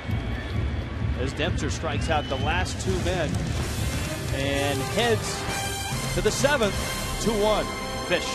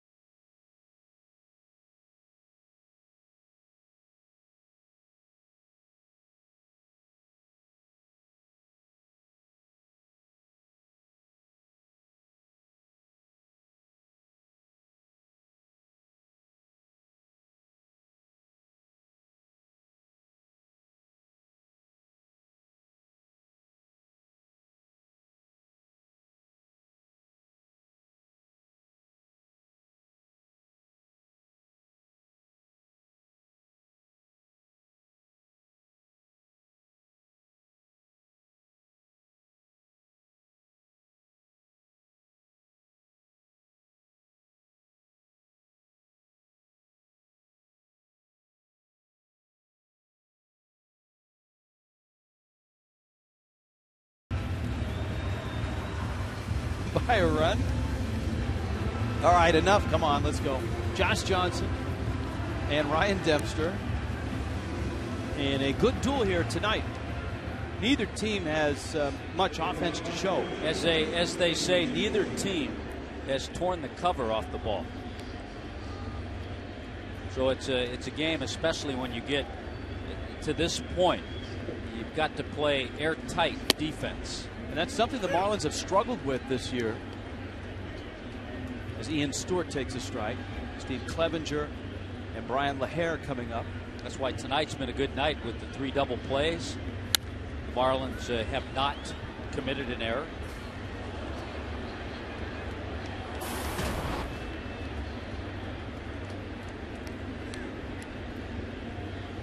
Stewart now in his career is 1 for 10 with 8 strikeouts against Johnson. Here's the 0-2. JJ misses with that breaking ball. Just a couple of strikeouts and 3 walks for Johnson.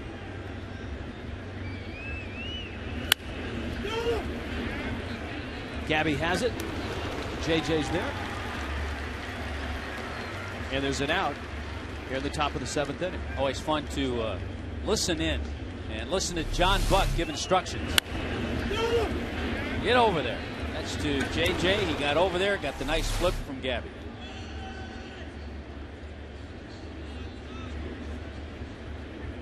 Is that the Miami skyline on the helmet of John Buck? Why, yes. Why, yes, it is, Tom. I think it is. And we've had a few questions as to John Buck's mask.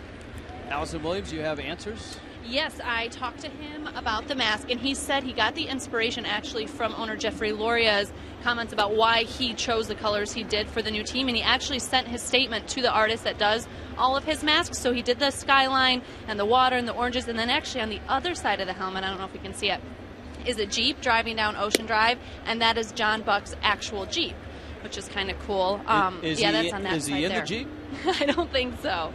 Maybe, though. Nope, doesn't look like he is. Probably tinted windows. You know, you got to be cool like right that. Below the ear. But speaking of, since it is Twitter Tuesday, he has not done the second mask yet.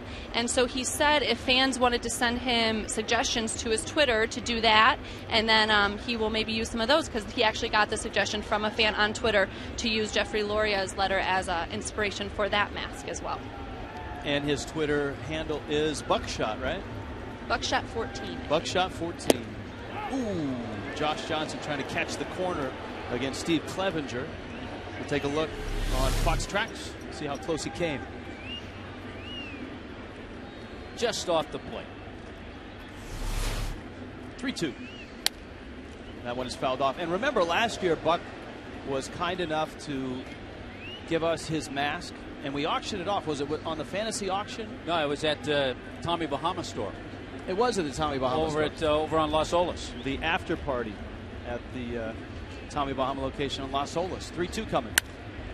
Liner left center field. Back goes Bonifacio. Racing, reaching, won't get it. It's off the wall. And Clevenger pulls in with a double. The Cubs have their first extra base hit of the ball game. And it's Steve Clevenger doubling to left center. Let's see if Bonifacio got fooled a little bit. Kind of went sideways before he went back. That ball really took off. I think fooled him off the bat of Clevenger. That's the first extra base hit.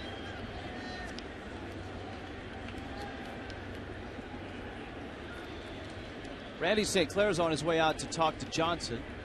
JJ getting a new baseball and a visit from his pitching coach. Got to be careful with Brian LaHare. Brian LaHare has a 6-game hitting streak and coming off his first career grand slam. Hit a grand slam in St. Louis against Adam Wainwright the other night. LaHare's a great story, too. He's 29 years old. He has spent a lot of time in the minor leagues. You see Steve Cishek and Randy Choate in the Marlins pen. LaHare last year at Iowa hit 38 homers in just 129 games and drove in 109 runs. Got promoted up with the Cubs, played in 20 games. Was the Cubs minor league player of the year. Here's a guy that has been a minor league player of the year in 2 different organizations. Out of St. Petersburg Junior College, he grew up in Massachusetts. He was Seattle's minor league player of the year back in 2006. 0-1. And Seattle in 2008 had him up for 45 games. He hit just 3 homers there. Big bat, and the Cubs are hoping for big things. So far, he's had a nice start. Couple homers. He's hit in 6 straight and has driven in 5. As Tommy pointed out, the grand slam in St. Louis. JJ picking at the corner, and he's behind the count 2-1. LaHare, about a 410-foot fly ball out in the 2nd, and a walk in the 5th.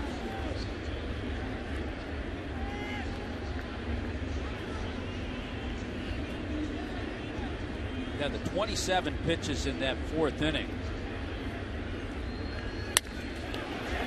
Into center field, that's a base hit. Bonifacio charging, round third, on his way to the plate. Clevenger, and he is safe. He got the hand in there. That play was a lot closer than everyone thought. Ozzie Guillen is out to talk with the home plate umpire, DJ Rayburn. Bonifacio with a strong throw. I'm also surprised, Rich, that LaHare did not advance to second base on the high throw. So is Dave McKay. You can see him lecturing the first baseman. So the Marlins get a little bit of a break there. This ball struck nicely, charged well by Bonifacio, and he comes up with a very strong throw and accurate. John Buck is in front of the plate to get the throw. By the time he gets back to put the tag on Clevenger, he's gotten his hand on the plate. Yeah, watching the replay, he was clearly in there before the tag. And so this game is tied 2-2. And here is Marlon Byrd. Another look. I think the reason John is out there, he would like to be back a little further so he could block off the plate. But if he stays back, he gets caught with a short hop on that throw from Bonifacio. So he had to go out and get the throw. Byrd swings and misses. Let's see if the hand got the plate. Yeah, it did. He's safe. Marlon Byrd making the call.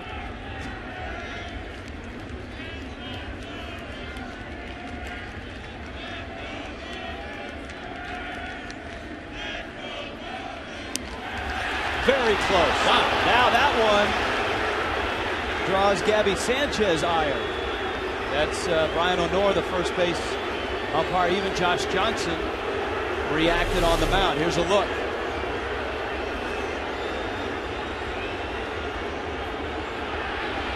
Boy, it looked like they got him.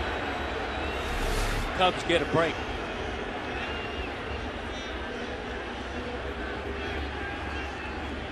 Meanwhile, back at the plate, the count's 0-1 to Marlon Byrd.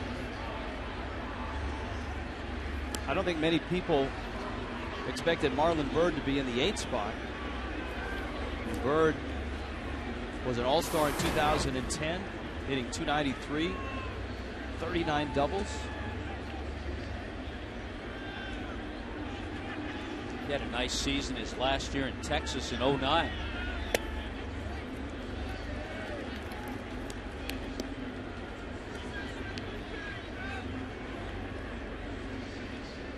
Had a nice career. Marlon Byrd out of Marietta, Georgia. One of the pupils of Rudy Jaramillo, was the hitting coach in Texas at the time. Jaramillo coming over to the Cubs. Jaramillo is still the hitting coach despite the change in manager. Jaramillo has survived a couple of changes in managers, right? I mean, he was there in the last year or two of Lou Piniella. Last year, Mike Quaddy was the skipper. A couple of reasons. Number one, he's good.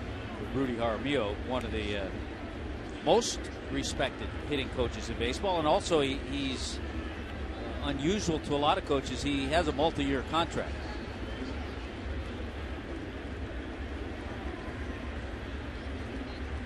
One-two to Marlon Byrd. It's fouled back and out of play. James wants to know, speaking of the fantasy auction, will you broadcast from the Clevelander? We're working on that.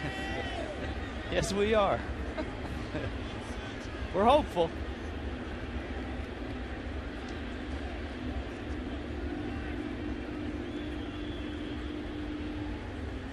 Runner goes. JJ steps off, and they've got big Brian LaHare in a rundown, and he's tagged out by Reyes. That may have been a case of a guy that's not used to stealing bases being asked to run and not knowing how to get a jump. Aerial coverage tonight provided by Goodyear. Everything that Goodyear has learned making tires that go the distance inspires what they roll into your tires. Goodyear, more driven. Well, there's a reason a guy like Brian LaHare has spent the amount of time he has in the minor leagues. He can hit. There's no question about that. He's going to have to hit to stay here.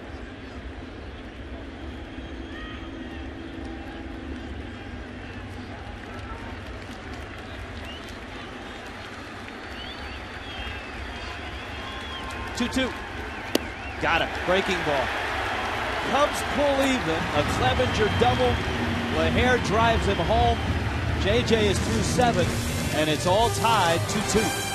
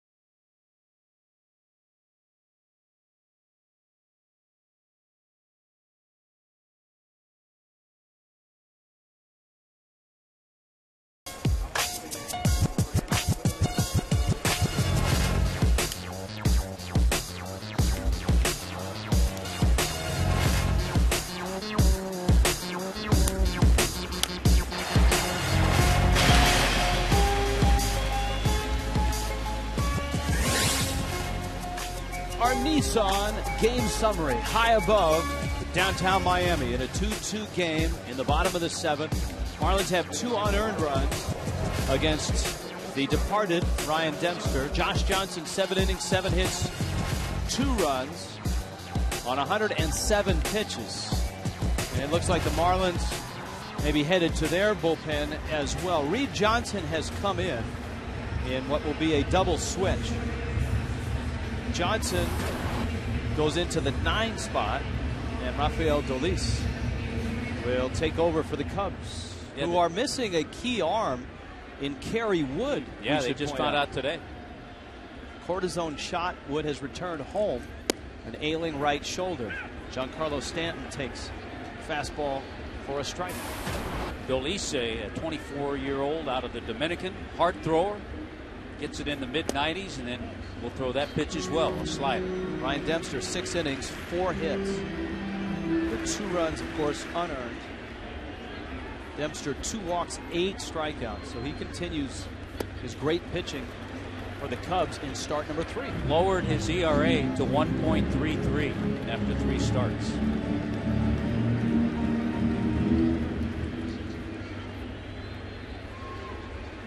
Stanton has flied out twice. 1-2 pitch coming. What have you seen with Giancarlo Stanton? We've had many tweets and emails about his slow start. Just rustiness. The fact that he didn't get many at-bats in situations, even at-bats on the backfield, I don't count them. It's different. And just rustiness, not enough reps. And I think we've seen it defensively and offensively, and it's going to take a little time. And that because of the knee injury in spring training. 2-2. It's in. We gave Gainesville a shout out. We've had emails and tweets from Tallahassee, from Coral Gables.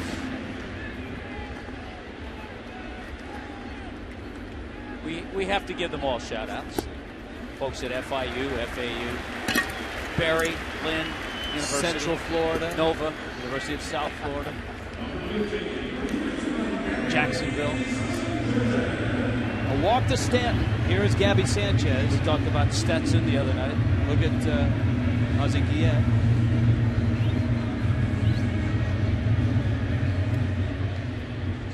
Trying to get the attention to not only to Giancarlo, but also to Gary Thurman, first base coach.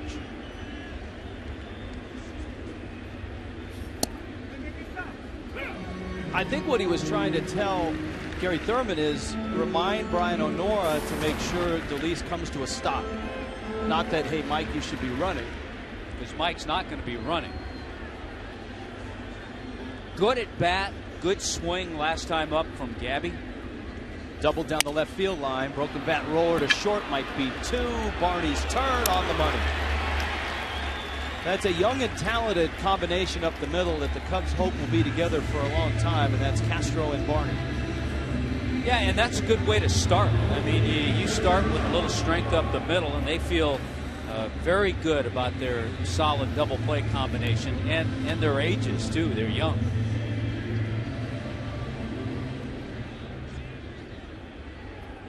And they need to see the error total go down from Starlin Castro, who made 29 errors last year. You know, I think that's kind of the natural progression. You look at any really talented shortstop, you look at their first couple of seasons in the big leagues. Hey, remind me to, when we, of course it'll be a while, but the next time we see St. Louis, we'll look at Rafael Furcal.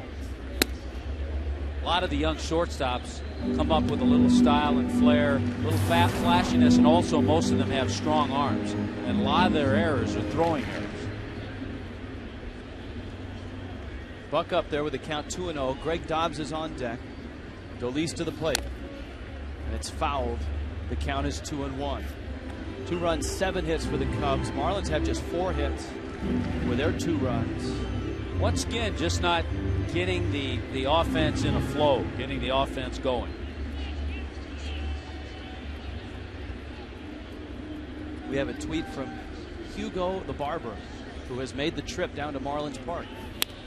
Up the middle into center field. That's a base hit. And Buck is aboard with 2 outs. And Dobbs is coming to the plate. Hugo the Barber is one of the favored barbers. In fact, he's one of the few barbers that I think is sanctioned by Major League Baseball. And Hugo, his work is seen throughout baseball. When players come through Miami, they come Marlins in. players and visiting players. Hugo has his own room here at Marlins Park. In fact, I think he is planning on actually putting a real barber pole outside of the room.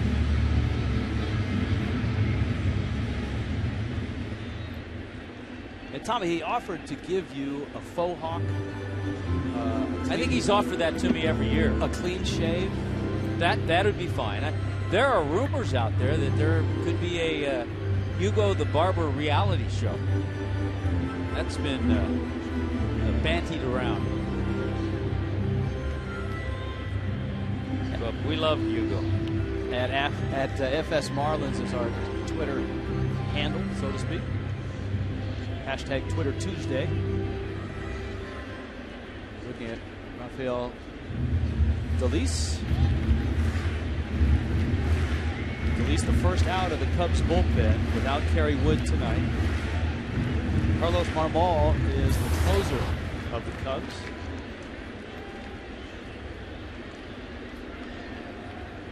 Cubs starters have been outstanding this year. Starters have been better than the bullpen this year.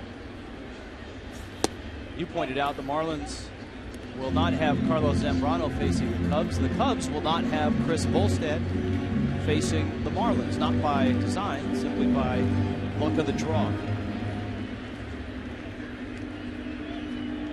There is Chris. Yeah, it's good to see Chris Volstad. Yeah, it is. Wish him all the best. Ball in the dirt to Dobbs, and it's 2-0. I hate to read the tweets and ask the questions when I know we don't know the answer. But maybe Craig could help us out on this one. We get a tweet from Steve, and Steve wanted to know, and it's more Steve's dog would like to know, if there'll be a bark at the park in the new ballpark. I don't know the answer to that. We'll have to check on that one, Craig. Yeah, I think we may have even brought that up last year and didn't get an answer. But I have not asked. Good Dobbs question. hits a ball to left field, hits it deep. Soriano back, and he's going to have room and makes the catch right on the track. And the inning is over. 7 in the books. Cubs 2.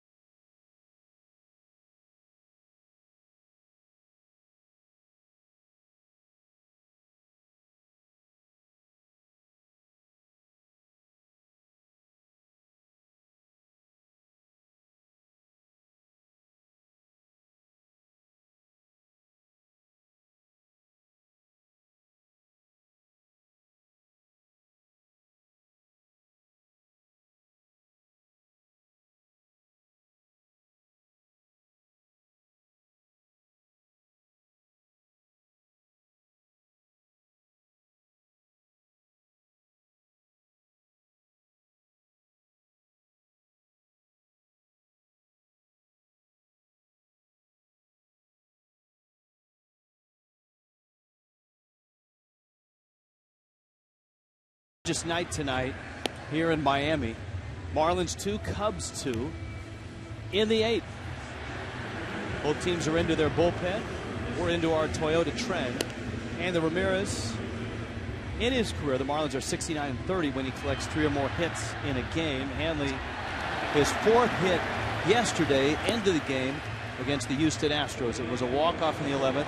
Only Hanley's 2nd walk-off hit in his career. And on Friday, Gabby Sanchez had a walk-off hit. That was his first career walk-off. I was really surprised when I read that note on Hanley.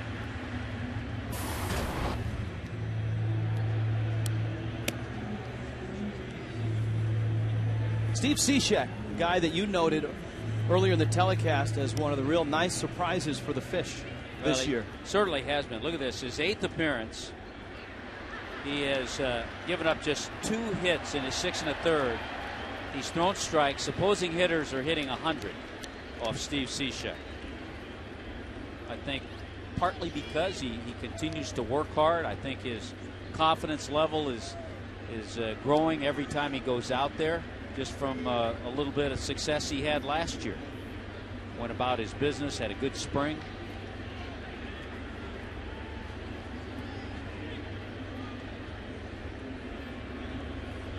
Reed Johnson,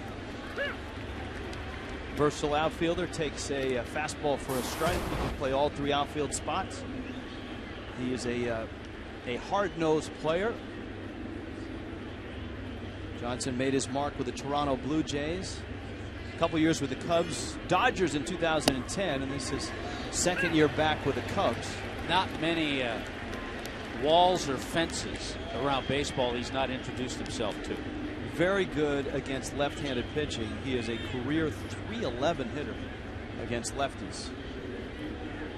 And so it's a good chance we will see him tomorrow night with Mark Burley on the mound. It's Matt Garza who's pitched very well for the Cubs against Mark Burley tomorrow night, with Nolasco Samardzija the matchup on a Thursday 12:40 start on Thursday. It's a getaway day. Marlins headed to Washington, D.C. to see the Nationals and the Mets. That's going to be some road trip. Both those teams have come out of the gates quickly. Pensacola, all right. We've had so many. Give a shout out to Pensacola. Yeah, we've been inundated with Pensacola tweets tonight, so we'll give you the shout out and the love you need on the Panhandle tonight.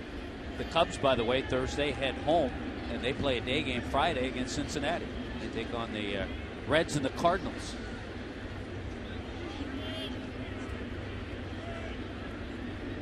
One-two pitch. Good breaking ball from Cishek. And he strikes out Reed Johnson.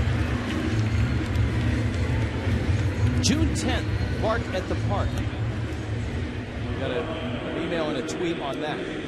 So apparently, June 10th is Bark at the Park night. So on June 10th, the Marlins will be playing a day game against the Rays. A little interleague play, Tampa Bay in town.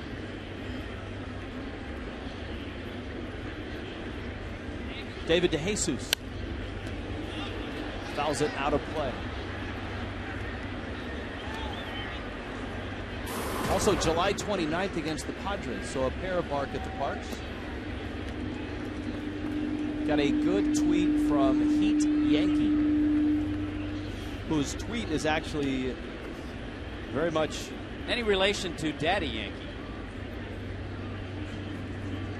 Here's the 0-1, and it's a strike. The question is, when's the last time a Marlin positional player pitched? And of course, you remember Joey Cora's last game on Sunday. He had 4 arms in the bullpen he wanted to stay away from, so much so that he had Chad Godin come to the plate and hit with the winning run. Ouch. You could hear that one all the way up here. DeJesus hit by the pitch. Chad Godin was the last guy in the bullpen, and Joey Cora was going to ride him as far as he went. Who would he have turned to after Chad Godin? Donnie Murphy. And I'm trying to think of the last Marlin position player to pitch. Wasn't it Brian Peterson? I think it was Brian Peterson. Yeah. Cody Ross pitched. Cody Ross. I think I remember back a few years, John Cangelosi.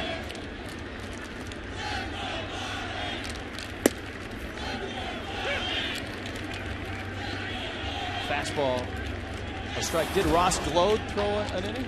I don't think so. I'm hearing that suggestion, but I don't think so. I could be wrong. 1 out here, top of the 8th. It's always the type of game and situation you hope you don't see. Ground ball, that's the ball you want in this situation. Hanley, or rather Reyes, turns it. Infante with the feed. And a double play ball off the bat of Darwin Barney. Nicely done, Steve Cishek. 2-2.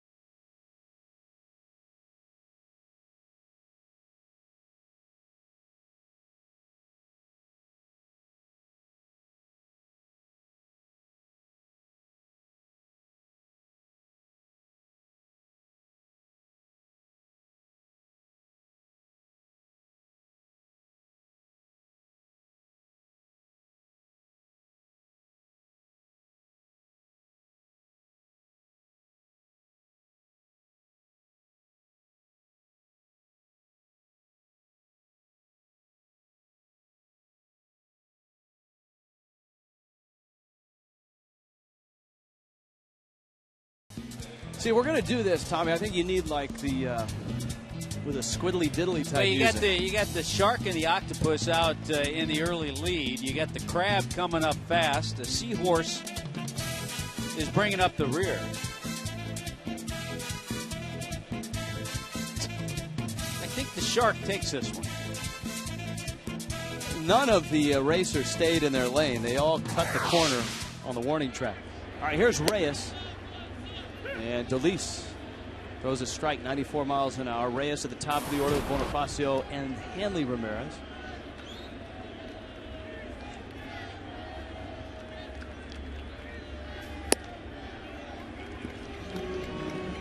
I think you can see that the youngster Delis can get a little wild. He walked the first batter he faced in the 7th, but then was helped out by a double play ball. 1-1 pitch. There's a grounder. Barney came to get the ball, and it kicks off of him. And Reyes is aboard. Well, we talked about it, Rich. I think we mentioned it in the top of the 7th inning. You get to a game like this, a tie game, and it sometimes comes down to who plays the tightest defense. Barney makes the error, and the leadoff man with speed, Jose Reyes, reaches. Second error by the Cubs. The first was a big one. It was the Dempster throwing error that opened the door for 2 unearned runs for the Fish in the 5th inning. Now you got Bonifacio, who's been on base all 3 times tonight, 2 for 2 with a walk. And remember, the Marlins were trying to remind Brian O'Nor down there at first base to make sure that Delis came to a stop last inning.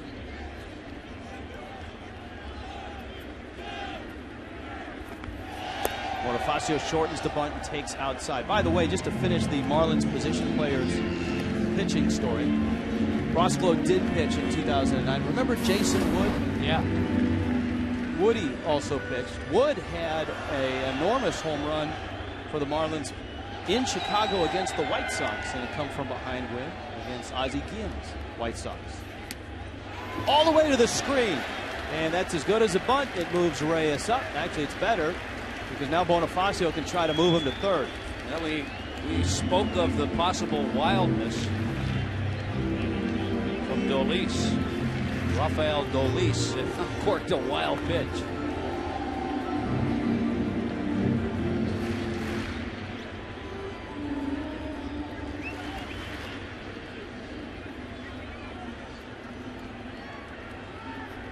Let's see what Bonifacio does here. Does he try to drop a bunt down? Does he try to pull a ground ball to the right side?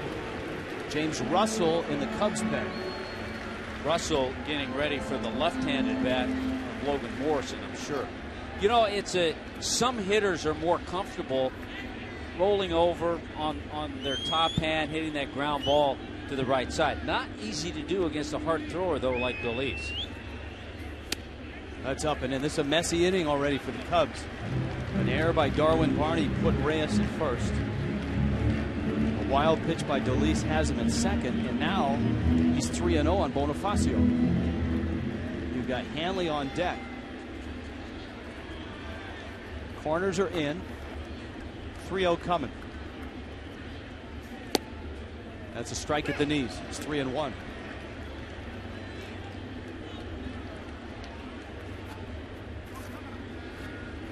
Heath Bell and the Marlins pen in case the Marlins take the lead here. Ball 4. Good job by Bonifacio. He's walked twice.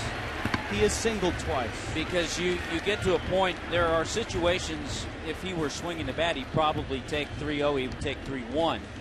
But in that situation, he was bunting on 3-1, but still was able to identify that pitch and took it for ball 4.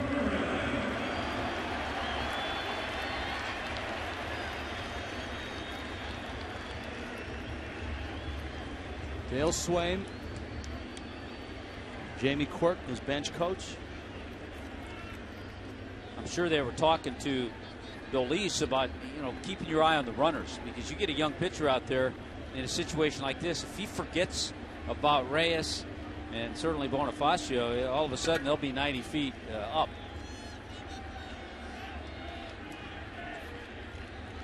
The Cubs infield is in that same alignment for Hanley as they were early in the ball game, where Darwin Barney, the second baseman, is way over, almost behind the bag at second. Yeah, really tough because he's so close right there. Tough for Reyes to get much of a lead.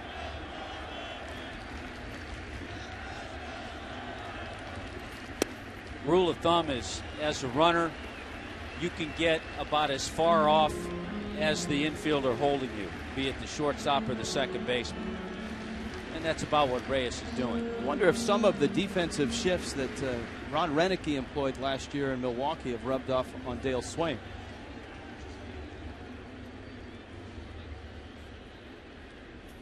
Of course, Renicky and Joe Madden from that Mike Scioscia tree, and Madden fearless when it comes to shifts, and Bud Black. How about the success Bud Black as well? How about the success of that Mike Scioscia tree? Pretty impressive.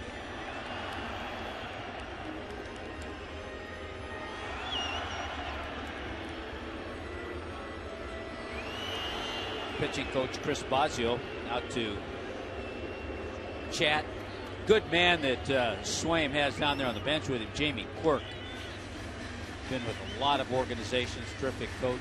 Bosio pitched for the Brewers, had some terrific years in Seattle, threw a no-hitter in Seattle. One of the great plays to ever end a no-hitter. Omar Vizquel racing behind the mound, barehanding a ball and throwing in stride to just get the runner for the final out of that no-hitter. Won 94 games in his major league career, 94-93.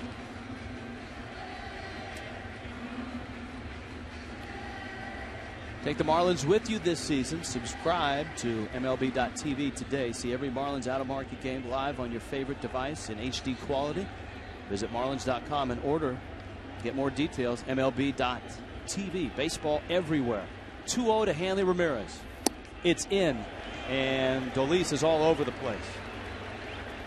He made a good pitch to Jose Reyes to open the inning, but Darwin Barney, who didn't commit a lot of errors last year, just 12 of them, booted it.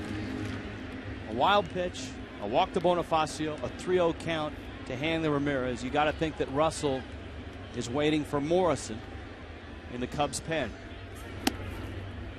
There's a strike.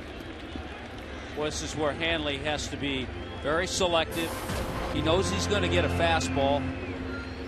Got to make it be out over the plate, something he can get some nice extension on. And don't chase something that's out of the strike zone from Dolis.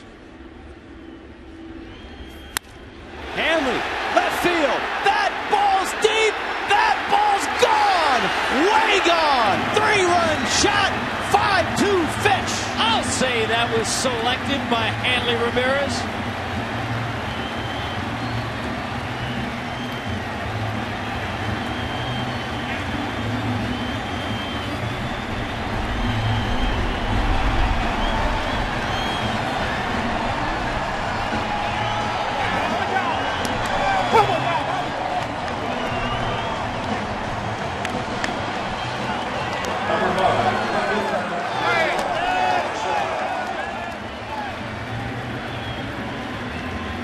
Dolis searching for the play, proves a 3-1 pitch. And I mean, that ball may have been hit better than the one he hit out to center the other day. This one a rocket to left off the facing of the wall next to the home run sculpture. Both home runs, the one to center that you were talking about, and that one there, have been of the line drive type variety. Great at bat, great selection. He got the pitch he wanted. 3-1. Vitu Fish will take this timeout.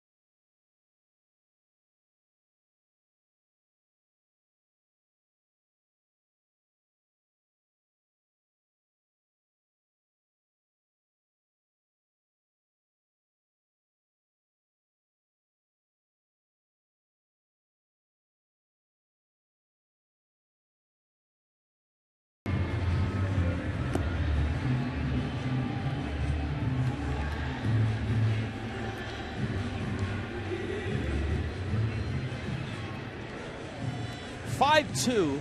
Hanley Ramirez red hot this weekend against Houston. Busts out with a mammoth 3-run homer. Look at this. Got that fastball, hit it off the back wall. And I might agree with you. That might have been hit harder. May not have gone farther because the wall stopped it. But good selection. That's the kind of swing you love to see on a 3-1 pitch.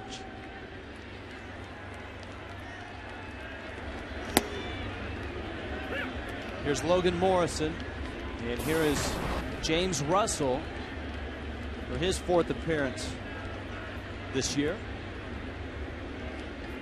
Russell, one of those left-handers that has a little funk to his delivery. A little funk on that ball off the bat, broken bat by Morrison. And he is out number 1. The door opened by the error from Darwin Barney. The wildness, Rafael Dolis.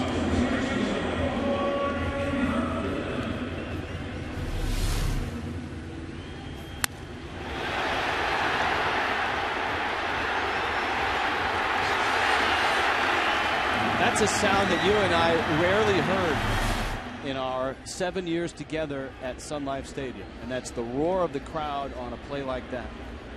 Pitch to Infante. It's a strike. Believe me, I think we'll see the players as the year goes on. We'll see the players feed off that. And it's great to see.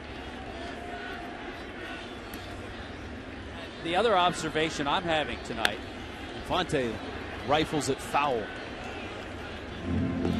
I love to see fans of all teams. We had a tweet earlier that I hate the Mets, and I haven't even talked about the Mets this year. So how can I hate the Mets? Somebody tweeted that. Yeah, somebody tweeted that. But anyway, I digress. On other nights when the Marlins have played the Cubs at home, it seems there were more Cubs fans. To me tonight, I see some Cubs fans, but I see a lot more Marlins fans.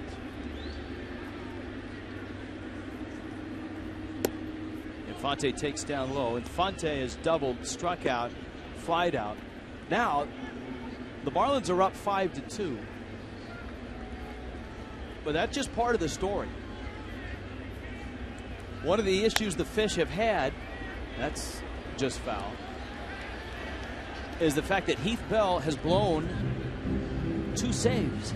And the last one was a three-run lead. A platter save, as they call it, that it's a 3-run lead. Now Ozzie Guillen on the rail. Bell is ready to go. The 2-2.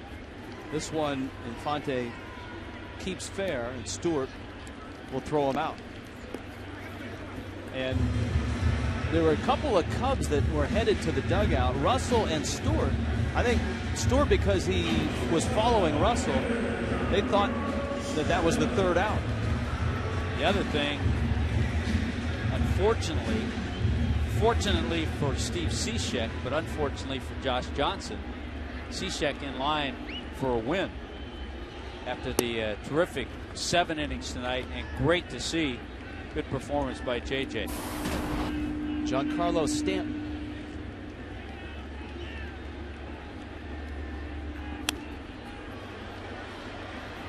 That foul back and out of play.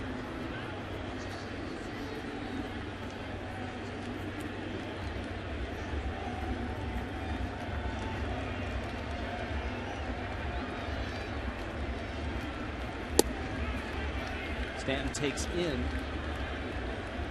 0 for 2 with a walk. Ryan Dempster throwing error. Got the Marlins started in the 5th with 2 runs. A Darwin Barney fielding error. Got things rolling here in the 8th, and Hanley pushed the boulder all the way down the hill with a 3-run homer. That was a no-doubter. That ball, if not for the wall, headed toward Biscayne Bay. Which brings up an interesting question. The windows are closed with the roof open. And we have found in batting practice, just in the smallest of small sample sizes, that when those windows are open, that one's hammered left field, low trajectory, and it hits the wall. Stanton around first. He's going to venture to second, and he's going to get there. Whoa, that was close. And he just kept his finger on the pace.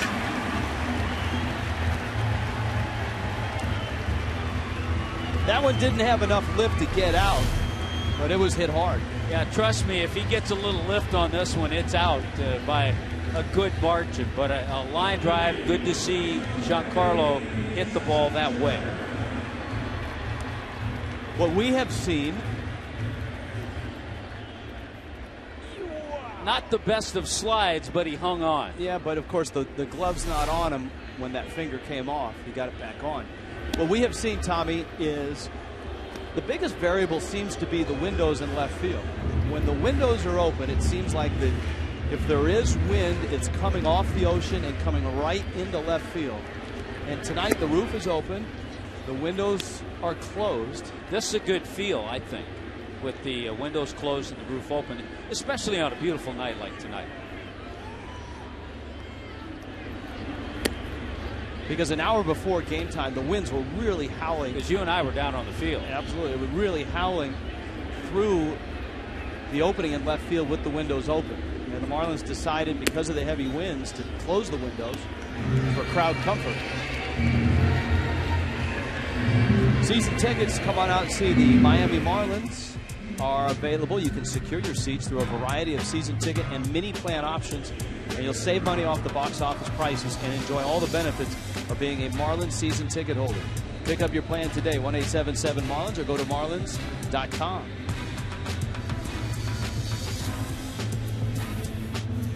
Today, some good matchups in this series. Rich, you mentioned Mark Burley, Matt Garza. Tomorrow night, and the getaway day, the 12:40 start on Thursday, Ricky Nolasco and Jeff Samardzija.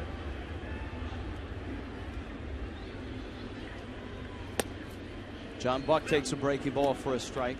We have a variety of Heath Bell emails that have come in. We've saved them, and I can start them now with 2 outs, runners first and second. Bell in the pen. Marlins a 3-run lead. What do you think is the difference in Heath Bell from his years previous, where he was a dominant closer, to what the Marlins have seen so far in this regular season? He'd be the first to tell you location. He's always been a guy that's been around the knees on the corners. His fastball, no problem with his velocity. We've seen that. He just has not located, and too many pitches middle of the plate, too many pitches up.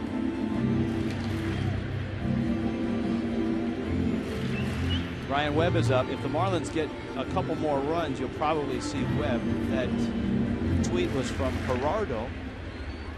Not Gerardo Parra. He's busy tonight. I believe he's playing.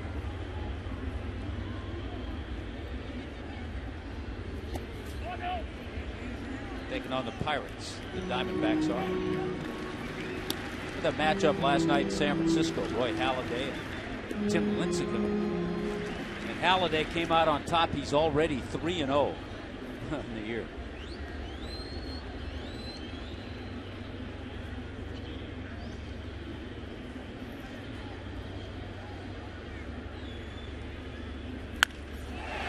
Buck, a high mammoth fly ball. And Reed Johnson backing up all the way to the track makes the catch. Well, the Marlins have provided Heath Bell with a 3-run lead on one swing from Hanley Ramirez. To the 9th we go. 5-2 Fish.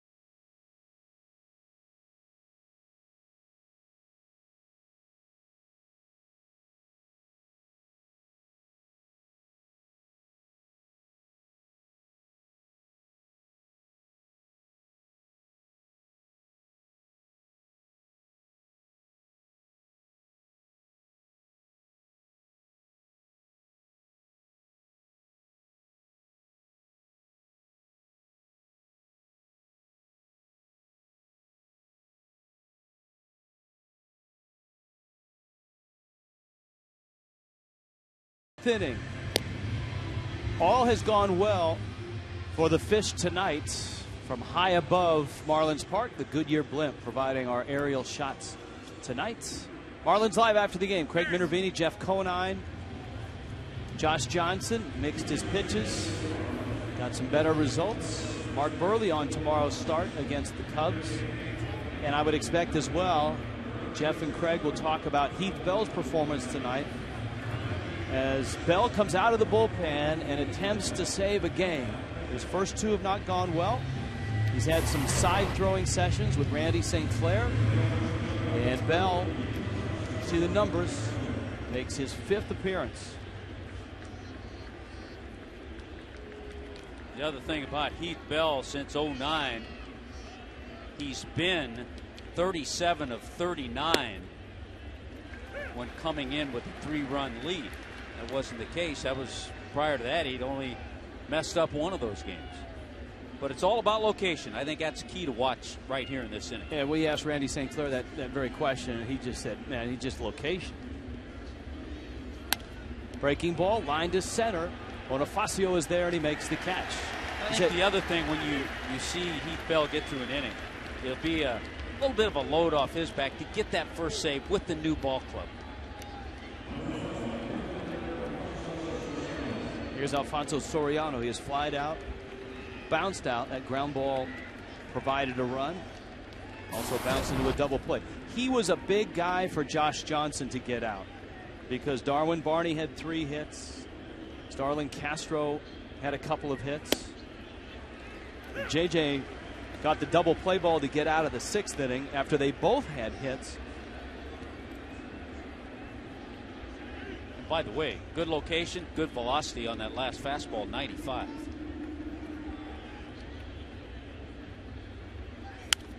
He's always a guy that kind of leaps 96 on that one. That leaps at you. Yes.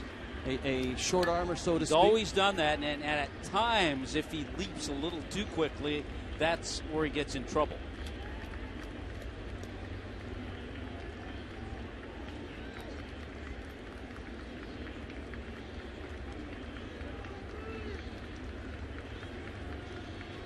Soriano 7 RBIs this season. He fouls it off the home plate umpire, DJ Rayburn.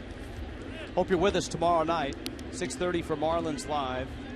Cubs and Marlins at 7:10. Matt Garza, former Ray, current Cub, off to a very nice start. A 1.23 ERA, a 1-0 record against Mark Burley, looking for his first win as a Fish. He's 0-2, but has pitched well. No, he's pitched well enough to be 2-0. 0-2 to Soriano.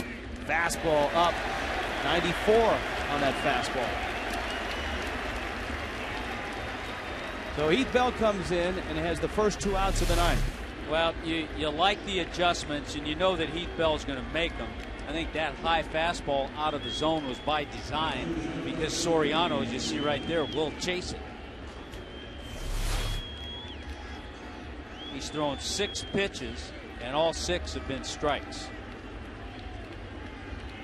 Ian Stewart now. Stewart takes up. Injury shortened season for Stewart last year in Colorado. Traded to the Cubs in the Tyler Colvin deal. Center field, Bonifacio.